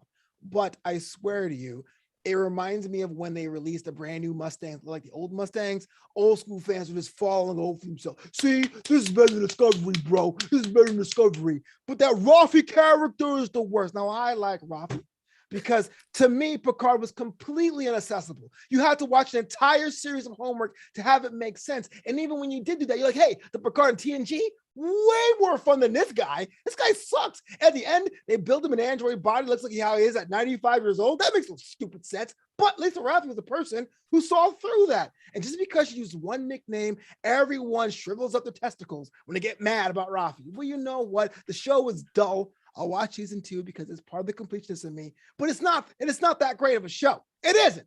if that was Star Trek Tuvix, no one would give a damn. All right. Thanks. Star Trek jokes. Oh, I love it. Coming in Bell. hot. I guess the bell. I love hot mic. I guess Yes. the bell. Yes. Flobo thinks he's at a wrestling show. Okay, so what do you think, Frank Moran? After all that, how can you follow that up? No, I Picard as a character, I'm very fond of. So I was certainly jazzed. It was like, all right, heck yes, Patrick Stewart wants to come back and explore some stuff about Picard. I'll down for it. I'm also kind of just bummed on the general thing where if you're going to revisit a character, we've got to come back to that character when they're all kind of like a failure, and then it's just like, oh, can they come back to their greatness? Like, why can we ever come back and revisit a character and, hey, we're still doing good. Life is good, and then things happen and then we see what happens. But it's always like, no, I had terrible tragedy. So yeah, that was it 10 episodes, I think? Yeah. Mm-hmm. Yeah, it was definitely, it overstayed its welcome. It could have been a tight 7, I think, and moved much brisker because there was just a lot of plate spinning in that series. A lot of plate spinning. Matthew, can you follow those two? I liked it. It was absolutely very slow. Absolutely 100% slow. The pacing in this season is absolutely, I can't even come up with a word that describes how horrible the pacing of the story. It's just, it moves at a snail's pace, and in the last 2 episodes, it is lightning quick to the end. It is just no good. However, I tuned in as soon as it was up, as soon as I remembered it was uploaded on Paramount Plus every single week. I could not wait to see what was going to come next from this story. I didn't realize that it was just going to be more build up and more build up and more build up every week, but I was still into it. I was still in for it. I enjoyed Picard, the character of Picard. I know that everyone loved him in Next Generation, but it has been 3 decades. People changed. Shit happens. They get darker. They change their mind about stuff. They feel old, tired, and lazy. They feel like they can't do it anymore. They've lost too much. I think that it makes perfect sense. Really, my biggest thing is the pacing on it, and that's my biggest gripe. I loved the inclusion of 7 of 9, bringing her, all of the characters from Voyager, back into something and making her what she was chef's kiss great to me. I was so excited to see her in the preview because the idea of a Trek show crossover season, holy schnitballs, oh my god. And we got that, and I hope to see more of what they're going to be doing in this next season, going back to the year 2024, which is very closely connected to a story in Deep Space Nine with the sanctuary districts and the Bell riots and things like that. And so I'm just excited to see what they're going to be doing in the modern era of Star Trek. And guidance. So we keep on going back in time, or 3,000 years in the future, but what's happening after Voyager? What's happening now in the future? I'm with Frank as an older person on this panel. We don't all just fall apart and just like we had greatness at one point, and all of a sudden we're downtrodden and like broken down. I kind of agree. It's like that's an old trope that's used all the time. It's like, why can somebody be really successful, maybe doing something different, and they come to him for something and to suck them back in. I actually wouldn't mind that kind of storyline. So I just want to take up for the old folks. Oh yeah, I mean, because maybe it's just like me not enjoying the new Star Wars trilogy, where it's just like you take all these characters and you just put them like, no, things suck for all of them. They're all failures, or they're all dealing with crap. It's like, ugh, cool. All right, thanks. That's great. Crap. So I get to watch just Luke just hermit on an island for a while. Cool. I'm excited. No, it's like, I want to see stuff happen. And so to see Picard kind of like, yep, there's this great tragedy, and just, quit Starfleet, and I'm just kind of just hanging out my vineyard, like, all right, great, cool, whatever. Let's just see you do stuff, please. And then he did. You're advanced slowly age. and old, but he did it. Yeah. I mean, that get the hell out of here, John Luke. You're washed up. Oh, shit, damn it. Yes, and the unfortunate thing is the passage of time. It is as much as you want to see Patrick Stewart be sort of that first contact kind of action hero that he was. He's not a young guy anymore, and so you're not going to get that out of him. But that doesn't mean that the pacing of the show needs to reflect the age of your main character as well. It's just like, oh, I like that. I have high hopes for the second season. I feel as though they're going to fix the pacing problems. Well, I think it's no, I feel agree like they do listen to the major complaints that the people have and try to adjust to them. And I always thought like the Q Picard relationship really interesting. And so to see that, I'm hoping that plays a big part of season 2. Mm-hmm. I'm hoping it's not just a little bit. He's in the first and last episodes of the season. Oh no, I want it to be something more than that. So I'm hoping that'll be the case. So in the chat room, Text Ranger fan, that makes it really good. She said, it's been difficult tonight because I've been wanting to say so much. I have to type my responses. You gotta know how to type faster. Faster. So, okay, before we get to, I'm saving Discovery for last. So before we get there, another show I don't even know about, but apparently I saw something like it's a half-hour comedy, sometimes animated, or I don't know what's going on. You tell me, Lower Decks, what's going on? It's just a little cartoon show, I don't want to say adult oriented because it's not like overtly sexual or anything like that.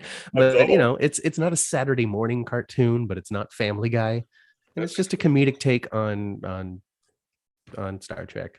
I heard it's some lower ship. There's some unnamed ship that was. It's about the ensigns. Oh, okay. Yeah, also the California class ship. It takes place in 2380, so right after TOS, before like the 5-year gap, like the war had already happened, but like before TNG, I believe. And it takes place in the California class of Ritos on the lower deck, obviously, and is written by one of the guys who wrote Rick and Morty or Solo Opposites. Oh, funny. Okay. Mm-hmm.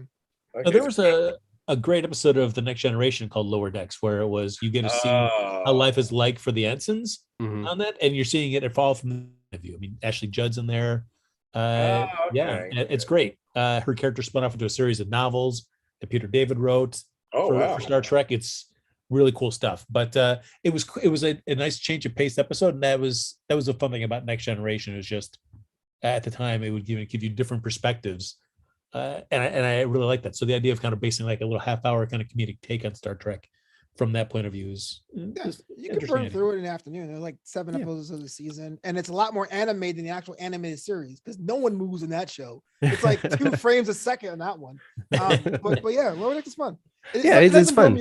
There's something to pull from every single episode, and I really enjoy that they take their season finales and treat it as seriously as possible. Like those are like really good, like action-filled, fun episodes with consequence. They're saying they made the Spock helmet canon. If they said that, let's just say about canon. So I wrote in there. So I said about canon. So. Yeah. It is, while it might not be everybody's type cup of Star Trek tea for everybody, that people that do make it do have a deep love for the series. So the references that they pull and stuff, it would only come from people that are really invested in the universe. Okay. And what is Prodigy? Show for children, I think. I actually, this is the only Star Trek thing I have never seen an episode of. You don't only watch. So I prefer to think it's like the kid and all of us, Matthew. Yeah, it's all of us. It's funny because I have a deep cut here that no one's going to get, but it reminds me of Brass of the Lost Nebula. Basically, these kids or these different species of around the teenage age hijack an old starship. And the consciousness of Catherine Janeway is on that ship. And so she becomes like a de facto leader for them as they travel through space. And Katie Mulgrew is on that's her voice. Oh, wow. It's another animated show. Yeah. Okay. But it's like CGI animated, right? Like the Pixar. Yes. I think it's supposed to be like a way for, 8 to 10-year-olds to be able to get introduced to Star Trek and have something that's for them, something for the parents are watching Picard and Discovery and Strange New Worlds and all of that stuff that's coming out, and there's something for the kids to watch as well. Now they announced a bunch of new shows coming out. And if you love all of Star Trek, this last episode of the week before has some nice touches to a lot of different people from Star Trek history. Oh, okay, including some that have passed on, right? Yeah. Oh, wow. Okay. All right. Well, the last of this whole conversation, before I ask like a general question at the end, is Discovery. I don't watch that. I've never seen a single episode. I know there's a black woman from my from my Walking Dead series. She's the one who's running running this show. Tell me about it. Is it good? I know is it good? Is it worth it? What's going on? Yeah, I will say the production value. The production value is fantastic. Oh, I think it's worth it. Yeah. I mean, you were thinking like, how are they going to be able to pull off Star Trek on a streaming platform? Is it going to look good? Looks phenomenal. For me, I don't know. It also ties into my issues that I have with Enterprise. It's just like going back in time and telling those storylines. No, I'm not interested in that timeline at all. It just, for me as a fan, opens up too many questions of like how this universe does work. When you're going back in time, but with today's production values, how it's supposed to line up with everything else that we've also known. Yeah, no, that's just artistic expression. You just got to take it for what it is. No. Yes. No. Do you really want to see a bunch of jelly beans and red colored panels on all of these starships in 2022? I don't need an accurate 1-to-1, which is fine, but it's what we're seeing on the Discovery starship. Things that we weren't seeing in the original series, just in terms of. There's also an important note that even when Discovery is out flying around the Enterprise, is already pretty old, and they made sure to say that. Although it did get a nice little revamp. They said that, oh yeah, we're getting all this stuff, but of course, Pike doesn't want the holographic communicator. Yeah, I don't want that. I want my old stuff. Okay. So thanks, Pike. What do you want, Frank? To be in canon or not? No, I want to be in canon. Again, the original premise of the show when Brian Fuller came in, it was going to be like each season would be its own kind of story, and the idea is that it would jump through time and tell different stories in the Star Trek universe at different times. So potentially with the idea of maybe being a whole new cast every different season, who knows? But he left the show, and then it became more like, no, we're just going to set it in this one time period with this same crew, and we'll go from there. And the first 2 seasons, it was, for me, too Burnham focused. She's our kind of point of view character, and it just all became about her, to the point where I wanted more of an ensemble, and it just became all about Burnham. It's all about Burnham. Too much for me. It was too much for me. Setting aside everything that happened when they introduced Spock as her brother in episode 2. Let me stop you right there. That's garbage. All garbage. First of all, you just said you love Prodigy Picard. That's all about one person too. Blah, blah, blah, blah, blah. And 2, we just had Kirk had a child in a random ass movie a half an hour ago. So which one do you want, Frank? Which one is it? What do you mean? Yes, people can be, but Kirk, Kirk can have a kid. Burnham, if she wants to have a kid, that's great too. But it was just all. Burnham becomes like the one. It's all about like, thank goodness. I mean, Burnham that can save. Clearly, Spock just never wanted to talk about his siblings because he never mentioned Sybok, and he never mentioned Michael Burnham. Okay, right. He just didn't talk about his brother and sister. Never did it, man. It's not logical. Just get out of here. I fail to buy that at all. That not one time in his life, given the depth of his relationship with Kirk, that they never once talked about that. Well, never. Maybe they did. We only saw an hour of a single day of their lives only about 300 times. They lived a lot more hours. They had a lot more conversations than what we were privy to. That's the type of the thing where it's like, oh no, we'll let the novelizations take care of that for us. Like, no. I think that when you have something that's been going on for 60 years, like Star Trek has, or 50 years, or however many decades it's been, that at a certain point, you just kind of got to do what you got to do to tell the story that you're trying to tell today, and try to be respectful enough to what happened before, but also recognize that honoring 50 years of history is hard to do. Yeah, the Souls don't even do it.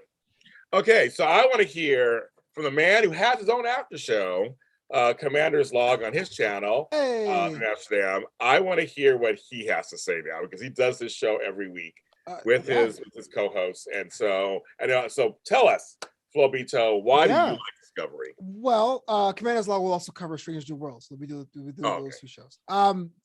So I always tell the story. Stop me if you heard this one. I couldn't get into Star Trek. I heard that one already. I was in Italy at a DJ wedding. And I brought €600 for the week, and it wasn't enough. And so when my wedding was over, I was stuck in my room for 3 days. I couldn't go anywhere. I was in the Amalfi Coast, which was beautiful, but I couldn't afford anything to rent anything. So all I had was a pack of beef jerky I had brought from America and my Netflix. And outside of the country, Star Trek Discovery is on Netflix. And I said, well, I'll give it a shot because I'm a big Green Lantern fan, as you can tell by the thing there. And I was blown away by the expanse of space. Now, mind you, I've seen Star Trek here and there as a kid, but it's always people in the ready room going, "Play that order." Or it's always some kind of like guy in a suit being, "I'm an alien." But we actually had freaking aliens in space. Burnham explores a Klingon crypt in the first thing in space. There are people that look like me who are interacting with people, and it's normal in freaking space. And I felt like this thing was talking to me. And the worst and best thing about it is I felt it was made for me. Because I come home and I'm like, oh man, this show Discovery. I even wrote a Facebook status about it. Everyone's like, that's not real Star Trek. And I go, first of all, ow. But second of all, what is real Star Trek? Because everyone breaks down what they want. And I'm like, this show has it. Well, you know, Yes, the family it does. the thing, well, with the family thing. Oh, well, you know, it's a weird time. Well, what was Enterprise? Well, you know, these characters coming. What do you want? So I felt that it was for me. I felt that was a chance for me to get into the whole world. I'm all in on Starfleet. They had to jump in time because I know people that were complaining about the canon or whatever. To me, the second season tried too hard to appease fans of the older series of being its own thing. That's why they went to the future. It, to me, made me realize, it sparked my imagination. I got off watching the first couple episodes thinking of other things happening on other planets that they wouldn't even mention. So that's why I think it changed my life. And I was really, really poor. So maybe I had to use my imagination. I couldn't do anything in the hotel room. Perfect. But I love Discovery, man. It's my jam. I love the passion that you just expressed for the show, and the fresh, like, new fan perspective into it is so important because you are exactly what this show was created for. It wasn't created for me and Frank and James, because it is so vastly different than everything that came before. It is Star Trek in name and the fact that they say Klingon, like, really. So applause. Yay. I'm so happy you like it so much. I love the fact that it's bringing in new people to have passion for something that I've had passion for, since I've been 10. I don't enjoy your fresh perspective, Flobo. Yeah, I know you don't. Because you left my show, Frank. I want you to be on my show, dang it. That's funny. He's like, for me, what I like about Star Trek is, it's always like to boldly go where no one has gone before. Which, so for me, Star Trek should always be just advancing, whatever it is. At least for me, I wanted to keep pushing forward, and so this tendency to want to go back, like Discovery, like Enterprise, I don't need to go back. I don't know what that gains us, really. It's you're too clever by half, I think, trying to, like, how can we slip into these cracks of Star Trek continuity? No, create your new stuff. Don't worry about being so beholden to try to fit into the past. Or I think for me, you'll make your show much more relevant if you're going forward and you're exploring new ideas, new concepts, showing me new characters and how that builds out the Star Trek mythos, than going back in time and just saying, oh, well, you know, she's Spock's brother or Spock's sister. You didn't know that, but she really is. Like, why are we doing that? That's not a great choice. I get it. I Strange totally New Worlds understand. then a bad idea then? Strange New Worlds bad because everyone wanted that show. That I like. For one thing, I like out of season 2 was that I thought Anson Mount was a surprise to me as Pike, and I because that is a character other than seeing Bruce Greenwood in the films, and then just a little bit in the original pilot for Star Trek. Because it's not too new. That's why it's going to work for him. It's not too new. Well, It's already established characters that have already existed in Star Trek in this time period before. Therefore, it is more digestible. It is. I mean, these are characters that we don't know a lot about, so we can see them. But for me, it's great. They've already been set in the larger Star Trek universe to have existed. For a long-term fan, Discovery would have worked better as a sequel to Deep Space Nine, with Burnham being Sisko's daughter. Oh, okay. As someone that is someone who has digested Star Trek for 20 years, because that's where it should have gone. Well, even but as it stands now, it's fine. I still think it's good and has a place. Yeah, I don't need it to have that direct of a connection either. It can be a whole new crew that we have no direct contact to any other series other than the fact that they're in Starfleet. That's the only connection I need. But here's question I have. Is this for, and again, I'm looking forward to Strange New Worlds because Pike was great on Discovery, but a lot of old school fans are rallying behind this. And you said it yourself that these characters don't know much about. But like, I'm watching the original series, and they basically tell you what you need to know about Pike. He was a guy. He got like mangled, and in the JJ Abrams movies, he got pretty much like just killed. Yeah, just killed. So like, I feel like who was asking for this? If Anson Mount was not on Discovery, you know what I mean? No one's like, you know what Pike needs his own goddamn series. No one was saying that. Like, I don't know. Yeah, and I agree with you on that. Like, we would not have Stranger Worlds if they had not gone back and decided to do what they did in season 2 of Discovery. Yeah, for sure. We would not have this. We would not have Stranger Worlds. I feel like it's a reaction to how much people enjoyed his portrayal of the character, and seeing number one and seeing a recast of Spock on television. I feel like the success of that in and of itself led to Strange New Worlds. But if you had never done that, you're right. And we'd set Discovery only taking place in the future, Paramount wouldn't have greenlit a Strange New World series. Never would have done it. I don't think it's necessarily people are like excited to learn more about Pike. Like people are excited to learn more about Boba Fett or whatever over in the Star Wars stuff. I think it's more so the concept of what Strange New Worlds is supposed to be, which is less serialized, less what Discovery is doing, and more of the traditional style, Adventure of the Week, Alien of the Week, Planet of the Week style. So I think that might be garnering a little more of the interest from these people, more, long-term classic Trek fans. I don't know. I don't know them all. I can't speak for every single person out there. No, we're taking your word, Matthew. That's why we have you. You're the expert, man. But James, like, I don't need to watch that. I don't know. And Matthew, go ahead, Frank. I just want to say, Matthew's modesty, even just calling himself Lieutenant Commander. Yeah, I was going to say. Like, yeah, look at that. Just modesty. Yes, James. Mr. Theall. Do I have anything to add to you guys? You guys got through this? No, my thing is, there's some you guys said that actually is kind of true. There are a lot of these newer things aren't meant for longtime fans. That's kind of the problem and a great thing at the same time. It's kind of because there are longtime fans still alive who still like the whole entity of Star Trek. But then these new series come out, and you're like, well, and I'm realizing here's an example. I'll never forget, 2 years ago, I used to read Billboard magazine. If you know what Billboard magazine, folks, is, that's the magazine of the music charts of the world. And I used to read everyone since I was like 10 years old. And I read the charts and get about the music. 2 years ago, I want to say it was in August, I picked up a Billboard magazine, looked at the top 10 singles, and didn't know one single person. Went to the top 200, which is the album charts. I knew one person, Taylor Swift. The rest, I had no idea. I didn't know what a Post Malone was. I didn't know what these people were. And I went, Time of Death, 2009. I am officially too old. I mean, I literally, what? Do we tell you about Pre-Malone? No, I'm just kidding. Go ahead. I'm so shocked that Flobo says it like that. It's crazy. But I'm saying it's one of those realizations. When I turned 50, I remember going, oh God, I'm not part of the 18 to 49 demographic anymore on TV. Like there's certain things you realize slowly that you're not the targets. And franchises like Star Wars, like Star Trek, like Lord of the Rings, they should be trying to get newer viewers. That's the problem with soap operas. We can't get new people at this point. It's just either you're watching or not. And probably the same with wrestling. Either you watch or you don't. Even though you got me watching it again a little bit. I was following it. I do like the UK one a lot. But anyway, but with Star Trek, they should be trying to try new things and trying to do a half-hour comedy. And it's over here like they should. And that's kind of the point. Same with Star Wars. We get Rebels and Bad Batch. They should do that. They should. And do they have to be connected to the one from once before? Maybe not anymore. Maybe that's the whole point.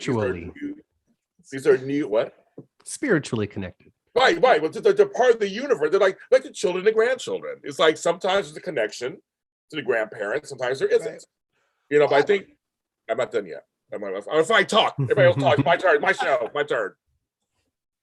Anyway, so it's like sometimes we have a spinoff of a spinoff of a spinoff. Sometimes you get further removed. That's the point. It's supposed to be something new, and maybe the essence of what we did know in the beginning to be the universe does evolve and change a bit. And maybe it's okay. Maybe that's quite all right. Maybe it doesn't need to be the same. That's what I'm learning as I get older in life. and for being a longtime fan of certain things, I'm having to realize evolutions do happen.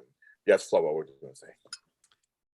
I just want to say that sometimes I don't want to say like I'm coming from the pulpit, like, shaking my fist as a long-term Star Trek fans, because they love what they love. And and on the Commander's Log, I say this a lot of times because I am that way with Archie comics, because that was a time growing up when I was reading at an advanced level, but I didn't want to read school books. My tutor gave me Archie comics. I still buy them.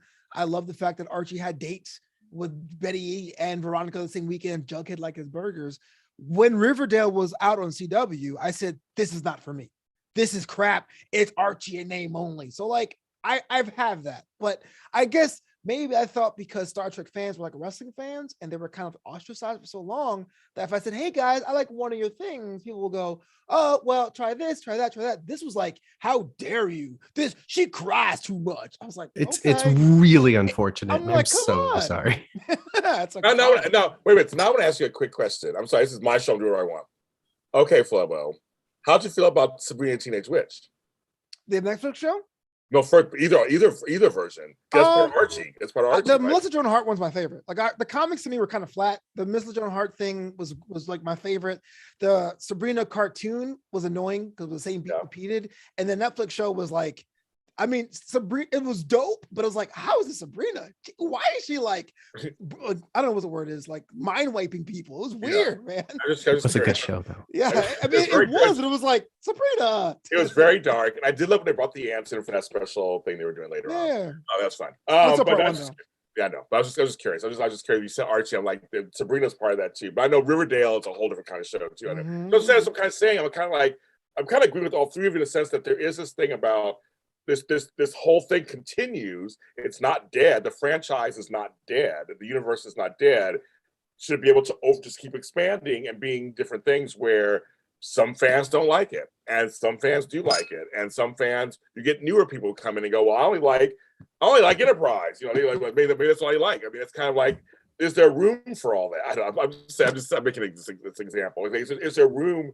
I'm sure there's probably folks who did like Enterprise, but I loved it, and they watched it and they're sad it's all. I mean, I don't know. I'm just saying, I just wonder how that works. I think that it's important for fans of something that goes on for a long time and finds different iterations of, and reboots and refilms and remakes and whatever it is, whether it be Halloween movies or Star Trek or Star Wars or anything like that. It's very important to remember that anything new that comes out does not erase your memory, your love, or its existence of everything that came before. It is totally okay to not like Discovery and not watch Discovery, but that doesn't ruin Star Trek, because the next generation is still there. Deep Space Nine is still there. You can still go back and watch that.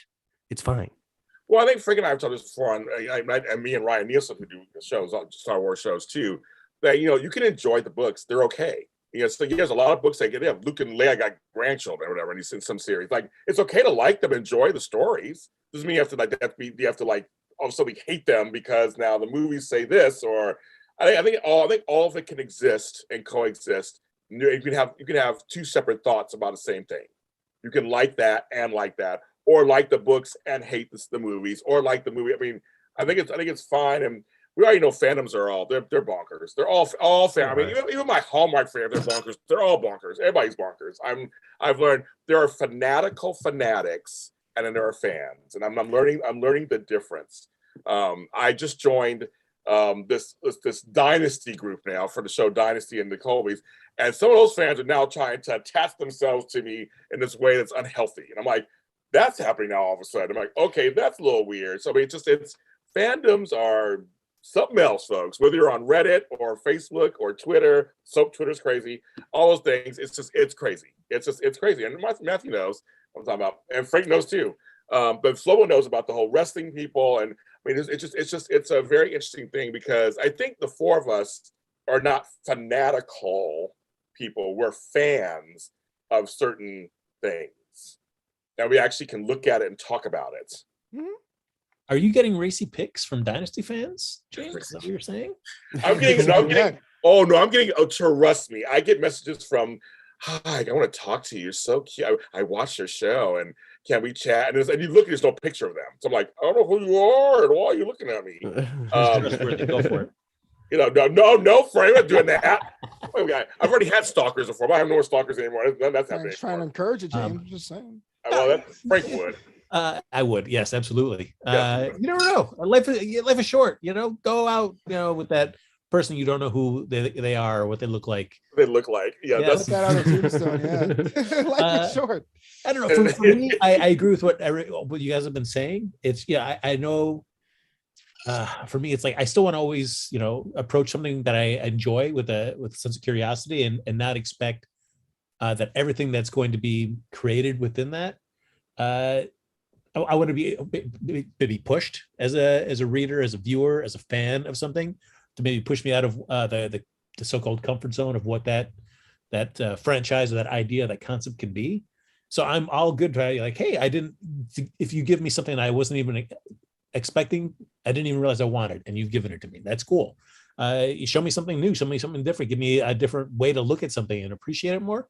I'm all for that. I just want to see, I don't know, like consistency. Just that even if you're pushing it or you're changing it or you're giving me something new, that I at least see within it some kernel that attaches it to the thing that initially got me into loving whatever. I'm gonna ask you guys, do you guys are you more lenient when it comes to books and comics than to TV and movies? In Star Trek or just every friend? Let's say anything. Star Trek, Star Wars, comics, Marvel, DC. Are you? I meant to ask you guys this in the last couple of shows. Just kind of curious. Are you? Because I don't do both. I only do one. I just watch it. I don't read comics or anything. But I was curious. Do you give more leniency to a book or a comic or book series than you do to a movie or TV series? I would say my example that I was really into the novelization was with CSI. I read all the CSI mysteries and stuff like that. And I gave a lot more leniency because there's a lot more words you have to fill, right? There's a lot more scenes you have to go into. Sometimes you try different things you haven't think about what the characters are doing. But at the end of the day, it's kind of like, I love this so much, I'm willing to accept someone's interpretation of it. So yes, there's a lot more leniency when it comes to books or even comics. When Star Trek combined with Green Lantern Corps, I bought all those comic books. It was dope. Like, totally made no sense, but I was all about, Star Trek Green Lantern had a comic series? The TOS crew, yeah. Met the Green Lantern Corps. Did not know this. Original series crews met everybody in comic book form. It really... Oh, okay. I didn't know that. William Shatner did a trilogy of books. It might have been actually 4, but that took place after Generations, about Kirk being revived and what happened. And he teams up with Picard. They're much more dialed into the Picard and the Enterprise crew. And written by William Shatner with Judith and Garfield Reeves Stevens. Phenomenal. Shatner does the books on tape for him. Just wow. I'd have to look that up. Actually. Okay, let's look that up. Love all of it. And I don't know if there's something the novel books give you a chance to really just dive deep and just to enjoy the technobabble and the just the way things work within the Star Trek universe, that I'm all like, yes, give me all of that, in addition to all the great characterization. Star Trek books are a lot of fun. I haven't read nearly as many as Frank has, I'm sure. I'm definitely always been a more TV and movies kind of guy, also in the comic book world as well. I really don't know anything other than what was presented to me in the 90s X-Men cartoon, the Spider-Man cartoon, the Batman cartoon, and the MCU. Beyond that, I don't know a whole lot, but that also means that I can appreciate it for what it is. I've got nothing to compare it to, and so I can't get bent out of shape because it's not what happened before, because I don't know what happened before. I'm able to take it and appreciate it for what it is. That's true, because I think if you look at Batman, somebody who's watched Super Friends, to the Batman the animated series, to Batman Brave and the Bold, to Batman Beyond, the things that are all kind of, it's all Batman, but it's all different kind of interpretations of Batman.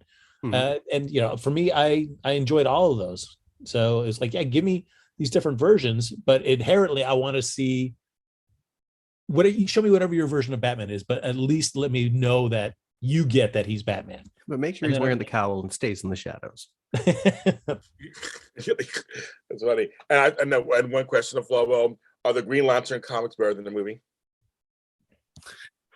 That is a very unfair question. because there's a lot of comics involved. But yes, Yeah. it's a movie. It's not as bad as everyone says it is, but it's not good. But yes, the comics are better. Okay, just a second. I have it on DVD somewhere. I didn't care for it. I have it somewhere. I didn't. Well, you know what's funny? After watching Star Trek: The Motion Picture, clouds don't make good villains. They just don't. Stop doing that. Galactus, stop doing that. That was so disappointing in the Rise of the Silver Surfer. It's like, no. I want my big purple helmeted Galactus. I don't want to see the Ultimate Universe's cloudier version of Galactus. To me, that like no clouds. No. Well, folks, we've talked over 2 hours of Star. This is the longest episode I've done ever of anything. And we're just getting started. Seriously, there's so much more to say. I know there is. Let's go. Season 2. But I appreciate you guys. This is just a lot of fun, and I don't know. I mean, this is crazy. So, folks, I don't know what the next one's going to be. I've gotten some suggestions. You want to send me suggestions below? I've gotten the Stephen King stuff. I've got Lord of the Rings stuff. I don't know what the next series that people are fans of would talk about. I don't even know what Flobo and Frank and Matthew are into. That I would. Flowers in the Attic. I know all those. I know all those. I do know. VC Andrews is my girl. I know all those theories. Man, my mom used to read all those books. I forgot about that too, Frank. I know I could do it. If I can find someone else who like those books, I read all of them. I was a huge VC Andrews fan. Even after she died, I started trust writing them. I read those too. I forgot about that, Frank. That's so funny. That series. I'm not into Harry Potter, which probably could make a good series because I don't normally watch that. I've seen the movies, but I've never read a single book. Oh, what's that? It's the Marauders map. Oh, okay. So maybe I have to bring you on again with somebody who likes to talk about that kind of stuff. I don't know what you guys talk about. So I don't know what fandoms are out. I'm trying to go where the fandoms are out there. So I've done wrestling. Harry Potter's a volatile fan base. That's I know it is, but I don't normally watch that. So I'm thinking, maybe I need to do it. And the 20th anniversary thing just happened, and so I'm kind of curious. So if you have anybody else on the other fandoms you could think of, Lion, Witch, and the Wardrobe series, I did read the C.S. Lewis stuff. I was talking about the Roald Dahl stuff. I read all those books, and James and Giant Peach and all those. I read all those. So I'm like, I got all these nice suggestions. So I have these ideas. So don't worry, we're gonna continue doing something like this and keep it going. Adult film parody films? Is that? Oh yeah. No. Yeah. I don't normally watch this. Batman, the parody XXX, Superman, the parody XXX. Yes, all those. Somebody actually explained to me why they had to name them those things. There's a reason why they had to name them that. I was like, what the? And then the parody XXX. I'm like, okay. I just watch Aquaman over and over again. But anyway, so folks, I just want to say thank you for watching us, for sticking in. You guys stuck in there. 10 people are watching this. You guys still stuck in. This is crazy talk, you guys. I mean, I'm not Adam Woods. I don't do 5-hour shows. Okay, so the person who's the newest, Matthew Theall, you have 10th Floor GH. So tell us where they can find you and all your goodness. Oh, you can find us. Easiest place. Go to Twitter at 10th Floor 10th Floor GH. I do a podcast with my mother every Sunday. Sunday mornings at 11 o'clock on YouTube. Subscribe to the channel. Find a link on Twitter though, because I can't name it yet until you people subscribe to it. So subscribe to it so I can actually name the URL to make it easier to share to everyone. But yeah, go to Twitter at 10th Floor GH 10th Floor GH. Talk about General Hospital soap opera every week. Yes, thank you, Matthew. And the OG Frank Moran. Find me on Twitter and Instagram at HappyGoJackie. There you go. And you'll see Frank and I this Sunday. If you're a soap fan, we are returning at 1 p.m. General Hospital mini spotlight and recap show. We have a lot to be shady about. Yes, just if you want to hear how I really feel about the Carly Sunny storyline. Woo, baby! All right. Yes, Matthew's show is the nicer cousin to our show. We are the shady uncles. We just I yell at fans, do the whole thing. So the same show? Y'all cover the same show, but different. Yeah, we do. Very different perspectives. Very different perspectives. Very different. But then I went on his show recently, and him and Cap both got a little shadier once I came on. I was like, wow, I love you bring it out of people. I do. That's a good thing to say to someone. I don't know what's happening here. We do the same. We cover the same show. Oh, that's crazy. But we're not rivals. We're friends. I want to watch both. Yeah, we have different time slot. It's fine. I should probably do this. I should probably just watch General Hospital for a week and then watch both interpretations. You should. Like, then Flobo, we talk about on this show. I don't really watch because you don't normally watch our podcast. So there you go. The only thing. He meant the soap, not the podcast. I don't really watch Teflon GH. This was great.